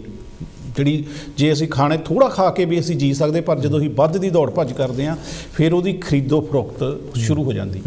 ਉਸ ਤੋਂ ਬਾਅਦ ਆ ਜਾਂਦਾ ਸਾਡੇ ਜੀਣ ਦੇ ਲਈ ਤੁਰ ਕੇ ਜਾਓ, ਫ੍ਰੀ ਆ, ਕੋਈ ਲੋੜ ਨਹੀਂ। ਪਰ ਇਨਸਾਨ ਕਹਿੰਦਾ ਨਹੀਂ ਮੈਨੂੰ ਸਾਈਕਲ ਚਾਹੀਦਾ, ਫਿਰ ਉਹ ਮੁੱਲ ਲੈਣਾ ਪੈਣਾ। ਫਿਰ ਇਨਸਾਨ ਕਹਿੰਦਾ ਮੈਨੂੰ ਸਕੂਟਰ ਚਾਹੀਦਾ, ਫਿਰ ਕਾਰ ਚਾਹੀਦੀ, ਫਿਰ ਹਵਾਈ ਜਹਾਜ਼ ਚਾਹੀਦੀ। ਜਿੱਦਾਂ ਚੀਜ਼ਾਂ ਵੱਧਦੀਆਂ ਜਾਂਦੀਆਂ ਉਦੋਂ ਮਹਿੰਗੀਆਂ ਹੁੰਦੀਆਂ ਜਾਂਦੀਆਂ। ਜਿਹੜਾ ਖਣਿਜ ਪਦਾਰਥ ਆ, ਜਿਹੜਾ ਕੋਲਾ ਆ, ਜਿਹੜਾ ਸੋਨਾ ਆ, ਜਿਹੜਾ ਚਾਂਦੀ ਆ ਦੂਜੇ ਪ੍ਰਾਂਤਾਂ 'ਚੋਂ ਨਿਕਲਦਾ, ਉਹ ਖਣਿਜ ਪਦਾਰਥ ਆ। ਉਹਦੇ ਵਿੱਚ ਬਾਬੇ ਨਾਨਕ ਨੇ ਕਿਤੇ ਵੀ ਕਿਹਾ ਆ ਵੀ ਇਹ ਜਿਹੜੇ ਸੋਨੇ ਚਾਂਦੀ ਹੈ ਇਹ ਉੱਤਮ ਆ, ਮਹਾਨ ਆ। ਧਰਤੀ ਨੂੰ ਕਿਹਾ, ਪਾਣੀ ਨੂੰ ਕਿਹਾ, ਹਵਾ ਨੂੰ ਕਿਹਾ, ਮੈਨੂੰ ਨਹੀਂ ਲੱਗਦਾ ਵੀ ਜਿਹੜਾ ਪਾਣੀ ਆ, ਮੈਂ ਹੁਣੇ ਹੀ ਤੁਹਾਡੇ ਨਾਲ ਐਗਜ਼ਾਮਪਲ ਜਿਹੜੀ ਦਿੱਤੀ ਆ ਵੀ ਬਰਮਿੰਘਮ ਨੂੰ ਪਾਣੀ ਦੀ ਲੋੜ ਆ, ਤੇ ਬਰਮਿੰਘਮ ਨੂੰ ਮੱਧ 1800 ਦੇ ਵਿੱਚ ਇਸ ਵੇਲੇ ਲਗਾਤਾਰ ਨਿਰੰਤਰ ਜਿਹੜਾ ਪਾਣੀ ਆ ਉਹ ਬੇਲਸ ਦੇ ਰਹੀ ਆ। ਜਦੋਂ ਉਹ ਨਹੀਂ ਕੁਝ ਬੋਲਦੇ ਤਾਂ ਮਤਲਬ ਉਹ ਸਰਕਾਰਾਂ ਜਿਹੜੀਆਂ ਹੁਣ ਜ਼ਰੂਰੀ ਥੋੜ੍ਹੀ ਆ ਵੀ ਇਹ ਜਿਹੜੀ ਹੁਣ ਪੂਰਾ ਭਾਰਤ ਆ ਉਹ ਜਿਹੜਾ ਪੰਜਾਬ ਨੂੰ ਮਿਲਦੇ ਪੈਸੇ ਜ਼ਰੂਰ ਥੋੜ੍ਹੀ ਆ ਵੀ ਨਹੀਂ ਦਿੰਦੇ ਹੋਣਗੇ ਜੀ। ਸਿਰਫ ਮੈਨੂੰ ਲੱਗਦਾ ਪਾਣੀ ਜਿਹੜਾ ਆ ਉਹ ਸਭ ਨੂੰ ਮਿਲਣਾ ਚਾਹੀਦਾ। ਉਹ ਕਿਸੇ ਉਹਦੀ ਇਹ ਤਾਂ ਅਸੀਂ ਚਲਾਉਣ ਲਈ ਰੱਖੇ ਆ ਵਿਆਹ ਹਰਿਆਣਾ, ਚਲੋ ਇਹਦੀ ਇੰਨੀ ਸਰਕਾਰ ਬਣਾ ਲਓ। ਜੇ ਉਹ ਹੱਦਾਂ ਅਸੀਂ ਕੱਢ ਦਈਏ, ਪਾਕਿਸਤਾਨ ਦੀ ਵੀ ਹੱਦ ਕੱਢ ਦਈਏ, ਸਾਰਿਆਂ ਦੀ ਹੱਦ ਕੱਢ ਦਈਏ, ਤਾਂ ਇੱਕ ਧਰਤੀ ਆ ਜੀ, ਤੇ ਧਰਤੀ ਦੇ ਸਾਰੇ ਲੋਕਾਂ ਨੂੰ ਹੱਕ ਆ। ਮੈਨੂੰ ਲੱਗਦਾ ਇਹ ਚਾਹ ਸਾਹਿਬ ਬਿਲਕੁਲ ਤੁਹਾਡੀ ਗੱਲ ਸਹੀ ਆ। ਆਪਾਂ ਦੁਬਾਰਾ ਫਿਰ ਇਸੇ ਗੱਲ 'ਤੇ ਆਉਂਦੇ, ਕਿਉਂਕਿ ਇਹ ਪਾਣੀ ਦੇ ਮਸਲੇ ਨੂੰ ਲੈ ਕੇ ਨਾ ਸੁਪਰੀਮ ਕੋਰਟ ਦੇ ਵਿੱਚ ਜਿਹੜੇ ਆ ਕੇਸ ਚੱਲਦੇ ਆ। ਸੋ ਆਉਣ ਵਾਲੇ ਸਮੇਂ ਦੇ ਵਿੱਚ ਇਹਨਾਂ ਦੇ ਫੈਸਲੇ ਹੋਗੇ। ਆਪਾਂ ਭਵਿੱਖ ਦੇ ਜਿਹੜੇ ਹਜੇ ਇਹਦੇ ਬਾਰੇ ਕੁਛ ਨਹੀਂ ਕਹਿ ਸਕਦੇ। ਸੋ ਜਿਸ ਤਰ੍ਹਾਂ ਪੰਜਾਬ ਦੀ ਜੇ ਗੱਲ ਕਰੀਏ ਤਾਂ ਪੰਜਾਬ ਦਾ ਪਾਣੀ, ਹਵਾ ਤੇ ਧਰਤੀ ਜਿਹੜੀ ਇਹ ਬਹੁਤ ਜ਼ਿਆਦਾ ਪ੍ਰਦੂਸ਼ਿਤ ਹੋ ਚੁੱਕੀ ਆ। ਸੋ ਇਹਦੀ ਜਿਹੜੀ ਉਦਾਹਰਨ ਆ ਪਿਛਲੇ ਦਿਨਾਂ 'ਚ ਫਗਵਾੜੇ ਦੇ ਵਿੱਚ ਅੱਜ ਵੀ ਬਹੁਤ ਸਾਰੇ ਦੂਸ਼ਿਤ ਪਾਣੀ ਦੇ ਨਾਲ, ਗੰਦੇ ਪਾਣੀ ਦੇ ਨਾਲ ਮੌਤਾਂ ਹੋ ਰਹੀਆਂ ਔਰ ਬਿਮਾਰ ਪੈ ਰਹੇ ਜੀ। ਇਹ ਲੇਖਰਾਜ ਜੀ, ਆਪਾਂ ਯਾਦ ਕਰ ਲਈਏ ਕਿ ਆਪਾਂ ਅਕਾਲੀ ਦਲ ਦੀ ਵਰ੍ਹੇਗੰਢਤੀ ਦੇ ਕੁਐਸਚਨ 'ਚੋਂ ਇਹ ਕੁਐਸਚਨ ਨਿਕਲਿਆ ਸੀ ਜੀ। ਬਿਲਕੁਲ ਜੀ। ਆਈਏ ਹੁਣ ਮੁੜ ਕੇ ਆਪਾਂ ਦੁਬਾਰਾ ਅਕਾਲੀ ਦਲ ਜਿਹੜਾ ਆ ਉਹਨੇ ਭਾਸ਼ਾ ਦੇ ਲਈ ਧਰਨੇ ਲਾਏ ਆ ਜੀ, ਪੰਜਾਬੀ ਭਾਸ਼ਾ ਦੇ। ਤੇ ਮੈਂ ਪਿਆਰੇ ਦਰਸ਼ਕੋ ਇਸ ਗੱਲ ਦਾ ਆਪ ਗਵਾਹ ਆ ਕਿ ਪਟਿਆਲੇ ਵਿਖੇ ਪੰਜਾਬੀ ਭਾਸ਼ਾ ਦਾ ਪ੍ਰੋਗਰਾਮ ਚੱਲਦਾ ਸੀ। ਕੇਂਦਰੀ ਪੰਜਾਬੀ ਲੇਖਕ ਸਭਾ ਦਾ ਵੱਡੇ ਪੱਧਰ ਦਾ ਪ੍ਰੋਗਰਾਮ ਸੀ ਜੀ, ਜਿਹਦੇ ਮੁੱਖ ਮਹਿਮਾਨ ਦੇ ਤੌਰ ਦੇ ਉੱਤੇ Sardar Parkash Singh Badal as a chief minister ਵਿਰਾਜੇ ਸੀ। ਔਰ ਜਦੋਂ ਪੰਜਾਬੀ ਭਾਸ਼ਾ ਦੀਆਂ ਸਮੱਸਿਆਵਾਂ ਦੱਸੀਆਂ ਗਈਆਂ ਤਾਂ ਉਹਨਾਂ ਦੇ ਭਾਸ਼ਣ ਦੀ ਇੱਕ ਲਾਈਨ ਮੈਂ ਤੁਹਾਨੂੰ ਪੜ੍ਹ ਕੇ ਸੁਣਾ ਦਿੰਦਾ। ਹੁਣੇ ਤੁਸੀਂ ਕਿਹਾ ਕਿ ਅਕਾਲੀ ਦਲ ਨੇ ਪੰਜਾਬੀ ਭਾਸ਼ਾ ਲਈ ਕੰਮ ਕਰਨ ਲਈ ਜਾਂ ਪੰਜਾਬੀਆਂ ਦੀ ਸੇਵਾ ਲਈ ਪੰਜਾਬੀ ਬੋਲਦੇ ਇਲਾਕਿਆਂ ਨੂੰ ਪੰਜਾਬ 'ਚ ਮਨਾਉਣ ਲਈ ਇੱਕ ਲਾਈਨ ਦੇ ਵਿੱਚ ਮੈਂ ਕਲੀਅਰ ਕਰ ਦੇਣਾ ਕਿ ਪ੍ਰਕਾਸ਼ ਸਿੰਘ ਬਾਦਲ ਜਦੋਂ ਉੱਠੇ, ਉਹਨਾਂ ਨੇ ਉੱਠ ਕੇ ਕਿਹਾ ਕਿ ਮੈਂ ਤੁਹਾਡੀਆਂ ਸਾਰੀਆਂ ਸਮੱਸਿਆਵਾਂ ਸੁਣੀਆਂ, ਮੈਨੂੰ ਇਹ ਹੀ ਨਹੀਂ ਸੀ ਪਤਾ ਵੀ ਜਿਹੜਾ ਭਾਸ਼ਾ ਵਿਭਾਗ ਦਾ ਡਿਪਾਰਟਮੈਂਟ ਆ ਉਹ ਮੇਰੇ ਕੋਲ ਆ ਜੀ। ਸਮਝ ਗਏ? ਜਿਸ ਨੇ ਧਰਨੇ ਲਾਏ ਆ ਪੰਜਾਬੀ ਭਾਸ਼ਾ ਲਈ, ਪ੍ਰਕਾਸ਼ ਸਿੰਘ ਬਾਦਲ ਨੂੰ ਇਹ ਹੀ ਨਹੀਂ ਪਤਾ ਵੀ ਜਿਹੜਾ ਡਿਪਾਰਟਮੈਂਟ ਆ ਭਾਸ਼ਾ ਵਿਭਾਗ ਦਾ ਉਹ ਮੇਰੇ ਕੋਲ ਆ। ਫਿਰ ਕਿਹੜੇ ਮਾਇਨੇ ਰਹਿ ਜਾਂਦੇ ਆ ਪੰਜਾਬੀ ਭਾਸ਼ਾ ਲਈ ਧਰਨੇ ਲਾਉਣ ਦੇ? ਨਹੀਂ, ਇਹ ਚਾਹ ਸਾਹਿਬ ਇਹ ਤੁਹਾਡੀ ਗੱਲ ਠੀਕ ਹੈ ਕਿ ਆਪਾਂ ਗੱਲ ਕਰਦੇ ਹਾਂ ਸ਼੍ਰੋਮਣੀ ਅਕਾਲੀ ਦਲ ਦੀ ਜੀ। ਤੇ ਸ਼੍ਰੋਮਣੀ ਅਕਾਲੀ ਦਲ ਜਿੱਥੋਂ ਤੱਕ ਮੇਰਾ ਖਿਆਲ ਹੋ ਸਕਦਾ ਮੈਂ ਰੌਂਗ ਹੋਵਾਂ ਵੀ 1977 ਤੋਂ ਬਾਅਦ ਸ਼੍ਰੋਮਣੀ ਅਕਾਲੀ ਦਲ ਬਾਦਲ ਬਣਦਾ ਜੀ। ਉਸ ਤੋਂ ਪਹਿਲਾਂ ਤਾਂ ਸ਼੍ਰੋਮਣੀ ਅਕਾਲੀ ਦਲ ਦੇ ਵਿੱਚ ਹੋਰ ਬਹੁਤ ਸਾਰੇ ਜਿਹੜੇ ਵਿਅਕਤੀ ਕੰਮ ਕਰਦੇ ਸੀ। ਸੋ ਜਿਹੜਾ ਸ਼੍ਰੋਮਣੀ ਅਕਾਲੀ ਦਲ ਬਾਦਲ ਇਹਨਾਂ ਨੇ ਆਪਣੀ ਮੋਨੋਪੋਲੀ ਬਣਾ ਲਈ, ਨਾਲ ਸ਼੍ਰੋਮਣੀ ਅਕਾਲੀ ਦਲ ਦੇ ਨਾਲ ਬਾਦਲ ਲਿਖ ਲਿਆ। ਸੋ ਜਿਸ ਤਰ੍ਹਾਂ ਕਾਂਗਰਸ ਇੰਦਰਾ, ਸੋ ਇਸੇ ਤਰ੍ਹਾਂ ਮਤਲਬ ਬਹੁਤ ਸਾਰੇ ਜਿਹੜੇ ਕੰਮ ਆ ਉਹ ਬਾਦਲ ਤੋਂ ਪਹਿਲਾਂ ਵੀ ਮਤਲਬ ਧਰਨੇ ਆ ਜਿਹੜੀ ਆਪਾਂ ਗੱਲ ਕਰਦੇ ਆ ਰਹੇ ਹਾਂ ਪੰਜਾਬੀ ਸੂਬੇ ਦੀ, ਪੰਜਾਬੀ ਬੋਲਦੇ ਇਲਾਕਿਆਂ ਦੀ, ਚੰਡੀਗੜ੍ਹ ਪੰਜਾਬ ਨੂੰ ਦੇਣ ਲਈ, ਪੰਜਾਬ ਇੱਕ ਵੱਖਰਾ ਸੂਬਾ ਬਣਾਉਣ ਲਈ, ਉਹ ਮੁੱਦਿਆਂ ਦੀ ਆਪਾਂ ਗੱਲ ਕਰਦੇ ਹਾਂ। ਬਾਦਲ ਨੇ ਤਾਂ ਬਾਅਦ ਵਿੱਚ ਆ ਕੇ ਐਂਟਰੀ ਕੀਤੀ ਜੀ। ਮੈਂ ਤੁਹਾਡੇ ਨਾਲ ਲਿਖ ਰਿਹਾ ਜੀ, ਜੇ ਮੈਂ ਗਲਤ ਨਾ ਹੋਵਾਂ, ਮੈਨੂੰ ਇਹ ਲੱਗਦਾ, ਮੈਨੂੰ ਕਿਤੇ ਨਾ ਕਿਤੇ ਚੇਤਾ ਸ਼ਾਇਦ ਜੇ ਮੇਰਾ ਭੁਲੇਖਾ ਵੀ ਹੋਵੇ ਕਿ ਪ੍ਰਕਾਸ਼ ਸਿੰਘ ਬਾਦਲ ਪਹਿਲੀ ਵਾਰੀ ਕਾਂਗਰਸ ਤੋਂ ਲੜਿਆ ਸੀ। ਬਿਲਕੁਲ ਜੀ, ਬਿਲਕੁਲ ਯਾਦ ਹੈ ਨਾ? ਬਿਲਕੁਲ ਐਜ ਐਮਐਲਏ ਮੈਂ ਪਹਿਲੀ ਵਾਰੀ ਇਹਨਾਂ ਨੇ ਇਲੈਕਸ਼ਨ ਕਾਂਗਰਸ ਤੋਂ ਲੜੀ ਸੀ। ਓਕੇ। ਤੇ ਉਸ ਤੋਂ ਬਾਅਦ ਹੀ ਫਿਰ ਗੱਲ ਕਲੀਅਰ ਆ ਗਈ ਆ ਕਿ ਕਾਂਗਰਸ ਤੋਂ ਲੜਿਆ ਔਰ ਪਤਾ ਲੱਗ ਗਿਆ ਕਿ ਸਿਆਸਤ ਜਿਹੜੀ ਆ ਇਹਦੇ ਵਿੱਚ ਬਹੁਤ ਵਧੀਆ ਖਾਣ ਪੀਣ ਹੈਗਾ, ਜ਼ਿੰਦਗੀ ਵਧੀਆ ਆ, ਆਲੇ ਦੁਆਲੇ ਅਫਸਰ ਫਿਰਦੇ ਆ। ਮੈਨੂੰ ਇਹ ਲੱਗਦਾ ਕਿ ਸਿੱਖ ਸਮਾਜ ਦਾ ਜਿਹੜਾ ਪੈੜਿਆ ਉਹ ਖਾਲੀ ਸੀ। ਉਸ ਨੂੰ ਆਪਣੇ ਤੌਰ ਤੇ ਆਪਣੇ ਆਪ ਨੂੰ ਪੇਸ਼ ਕਰਕੇ ਸਿੱਖਾਂ ਦਾ ਉਹ ਇੱਕ ਲੀਡਰ ਤਾਂ ਬਣਿਆ, ਲੇਕਿਨ ਸਿੱਖਾਂ ਦੇ ਵਿੱਚ ਸਭ ਤੋਂ ਵੱਡੀ ਗਰਦਾਰੀ ਕਰਨ ਵਾਲਾ ਪ੍ਰਕਾਸ਼ ਸਿੰਘ ਬਾਦਲ ਬਣਿਆ। ਹੋਰ ਵੀ ਬਹੁਤ ਸਾਰੀਆਂ ਗੱਲਾਂ ਕਰਨ ਵਾਲੀਆਂ। ਮੈਂ ਸਮਝਦਾ ਕਿ ਇਹ ਜਿਹੜੇ ਇਹਨਾਂ ਦਾ 100ਵਾਂ ਜਿਹੜਾ ਦਿਨ ਅੱਜ ਸ਼ੁਰੂ ਹੋ ਗਿਆ, 101 ਦਿਨ ਜਿਹੜਾ ਸ਼ੁਰੂ ਹੋ ਗਿਆ ਆ, ਇਹਨਾਂ ਨੇ ਕੁਛ ਨਹੀਂ ਕੀਤਾ, ਆਪਣਾ ਪਰਿਵਾਰ ਪਾਲਿਆ। ਜਿਵੇਂ ਯਾਦਵ ਹੈ, ਮੁਲਾਇਮ ਸਿੰਘ ਯਾਦਵ, ਉਹਦੇ ਆਪਣੇ ਚਾਚੇ, ਭਰਾ, ਤਾਏ, ਭਤੀਜੇ ਸਾਰੇ ਮਿਨਿਸਟਰ ਹੋਏ। ਇਵੇਂ ਇਹਦਾ ਹੈ ਪ੍ਰਕਾਸ਼ ਸਿੰਘ ਬਾਦਲ ਦੀ ਨੂੰਹ ਪ੍ਰਕਾਸ਼ ਸਿੰਘ ਬਾਦਲ ਦਾ ਮੁੰਡਾ, ਪ੍ਰਕਾਸ਼ ਸਿੰਘ ਬਾਦਲ ਦਾ ਭਰਾ, ਪ੍ਰਕਾਸ਼ ਸਿੰਘ ਬਾਦਲ ਦਾ ਭਤੀਜਾ, ਪ੍ਰਕਾਸ਼ ਸਿੰਘ ਬਾਦਲ ਦੇ ਘਰ ਪੱਠੇ ਕੁਤਰਨ ਵਾਲਾ, ਜਦੋਂ ਕਿਉਂਕਿ ਮੋਨੋਪਲੀ ਬਣਾਉਣੀ ਹੁੰਦੀ ਉਹਨੂੰ ਵੀ MLA ਬਣਾਇਆ ਗਿਆ ਵਾ। ਇੱਥੇ ਬਸ ਨਹੀਂ ਗਾਹਾਂ ਜਿਹੜੇ ਸਹੁਰੇ ਜੀਜੇ ਜੇ ਪਤਾ ਨਹੀਂ ਕੀ ਗੱਲ ਕਰੀਏ, ਘਰ ਦੀ ਬਣਾ ਕੇ ਬਹਿ ਗਿਆ ਅਕਾਲੀ ਦਲ। ਜੇ ਹਜੇ ਵੀ ਅਕਾਲੀ ਦਲ ਨਹੀਂ ਸਮਝਦਾ ਜਾਂ ਅਕਾਲੀ ਲੋਕ ਨਹੀਂ ਸਮਝਦੇ ਕਿ ਸਾਨੂੰ ਲੁੱਟਿਆ ਜਾ ਰਿਹਾ ਆ, ਸਾਡੀਆਂ ਅੱਖਾਂ 'ਚ ਕੱਟਾ ਪਾਇਆ ਜਾ ਰਿਹਾ, ਤਾਂ ਫਿਰ 100 ਸਾਲ ਦੀ ਮੇਰੇ 'ਤੇ ਹੀ ਲੱਖ ਲਾਨਤ ਹੈ। ਸੋ ਇਸ ਕੁਐਸਚਨ ਨੂੰ ਅਸੀਂ ਬੰਦ ਕਰਦੇ ਹਾਂ। ਸਾਨੂੰ ਪਤਾ ਅਗਲਾ ਜਿਹੜਾ ਸਵਾਲ ਅਸੀਂ ਕਰਨ ਲੱਗੇ ਹਾਂ ਉਹ ਹੈਗਾ ਮੋਹਨ ਲਾਲ ਬੰਗਾ। ਸਾਨੂੰ ਇਹ ਪਤਾ ਹੈ ਵੀ ਜਦੋਂ ਵੀ ਸਰਕਾਰ ਨਵੀਆਂ ਇਲੈਕਸ਼ਨਾਂ ਆਉਣੀਆਂ ਹੁੰਦੀਆਂ, ਸਰਕਾਰ ਬਦਲਣੀ ਹੁੰਦੀ, ਤਾਂ ਡੱਡੂ ਜਿਹੜੇ ਆ ਉਹ ਪੰਸੇਰੀ 'ਚੋਂ ਬਾਹਰ ਆਉਂਦੇ, ਅਤੇ ਸਭ ਤੋਂ ਪਹਿਲਾਂ ਡੱਡੂ ਜਿਹੜਾ ਮੋਹਨ ਲਾਲ ਬੰਗਾ ਹੁੰਦਾ ਅੱਜ ਭਾਜਪਾ 'ਚ ਸ਼ਾਮਲ ਹੋ ਗਿਆ। ਇਸ ਤੋਂ ਪਹਿਲਾਂ ਵੀ ਉਹ ਭਾਜਪਾ 'ਚ ਵਿੱਚ ਵੀ ਰਿਹਾ, ਅਕਾਲੀਆਂ 'ਚ ਵੀ ਰਿਹਾ, ਤੇ ਨਾਲ BSP 'ਚ ਵੀ ਰਿਹਾ, ਤੇ ਨਾਲ ਹੀ ਬੂਟਾ ਮੁਹੰਮਦ ਸਿੰਗਰ ਹੈ ਉਹ ਸਵੇਰ ਨੂੰ BJP 'ਚ ਸ਼ਾਮਲ ਹੋਇਆ ਤੇ ਸ਼ਾਮ ਨੂੰ ਕੈਪਟਨ ਦੀ ਕਾਂਗਰਸ ਚਲਾ ਗਿਆ। ਇਹ ਹਾਲਾਤ ਨੇ ਪੰਜਾਬ ਦੇ, ਜਿਹਨੂੰ ਬਿਆਨ ਕਰਨਗੇ ਲੇਖਰਾਜ ਜੀ ਚਾਲ ਸਾਹਿਬ ਜੀ। ਆਏ ਦਿਨਾਂ 'ਚ ਆਪਾਂ ਇਹ ਸੋਸ਼ਲ ਮੀਡੀਆ ਤੇ ਪ੍ਰਿੰਟ ਮੀਡੀਆ ਤੇ ਇਲੈਕਟ੍ਰੋਨਿਕ ਮੀਡੀਆ 'ਚ ਖਬਰਾਂ ਪੜ੍ਹਦੇ ਹਾਂ, ਸੁਣਦੇ ਹਾਂ, ਦੇਖਦੇ ਹਾਂ ਬਈ ਬਹੁਤ ਸਾਰੇ ਜਿਹੜੇ ਜਿੱਦਾਂ ਤੁਸੀਂ ਗੱਲ ਕੀਤੀ ਆ ਵੀ ਇਲੈਕਸ਼ਨਾਂ ਦਾ ਮਾਹੌਲ, ਜਿਨ੍ਹਾਂ ਨੂੰ ਆਪਾਂ ਮੌਸਮ ਵਿਗਿਆਨੀ ਕਹਿੰਦੇ ਆ, ਉਹ ਇਲੈਕਸ਼ਨਾਂ ਦਾ ਮਾਹੌਲ ਦੇਖ ਕੇ ਪਾਰਟੀਆਂ ਬਦਲਦੇ ਆ, ਜਾਂ ਫਿਰ ਉਹ ਦੇਖਦੇ ਕਿ ਮੈਨੂੰ ਆਉਣ ਵਾਲੇ ਸਮੇਂ 'ਚ ਟਿਕਟ ਨਹੀਂ ਮਿਲਣੀ ਤਦ ਪਾਰਟੀ ਬਦਲਦੇ ਆ ਜੀ। ਸੋ ਜਿਸ ਤਰ੍ਹਾਂ ਤੁਸੀਂ ਗੱਲ ਕੀਤੀ ਆ ਮੋਹਨ ਲਾਲ ਬੰਗਾ ਦੀ, ਤੇ ਇਹਨਾਂ ਨੇ ਬਹੁਜਨ ਸਮਾਜ ਪਾਰਟੀ 'ਚ ਵੀ ਕੰਮ ਕੀਤਾ, ਸ਼੍ਰੋਮਣੀ ਅਕਾਲੀ ਦਲ ਬਾਦਲ 'ਚ ਵੀ ਕੰਮ ਕੀਤਾ, ਔਰ BJP 'ਚ ਵੀ ਕੰਮ ਕੀਤਾ, ਤੇ ਜਿੱਥੋਂ ਤੱਕ ਮੇਰਾ ਖਿਆਲ ਹੈ ਕਿ ਇਹ ਚੌਧਰੀ ਸਵਰਨਾ ਰਾਮ ਦੇ ਪੁੱਤਰ ਆ ਜਿਹੜੇ ਆਪਣੇ ਫਗਵਾੜੇ ਤੋਂ ਇਲੈਕਸ਼ਨ ਲੜਦੇ ਆ, ਤੇ ਉਹ ਕਾਫੀ ਲੰਬਾ ਸਮਾਂ ਉਹਨਾਂ ਨੇ BJP 'ਚ ਕੰਮ ਕੀਤਾ।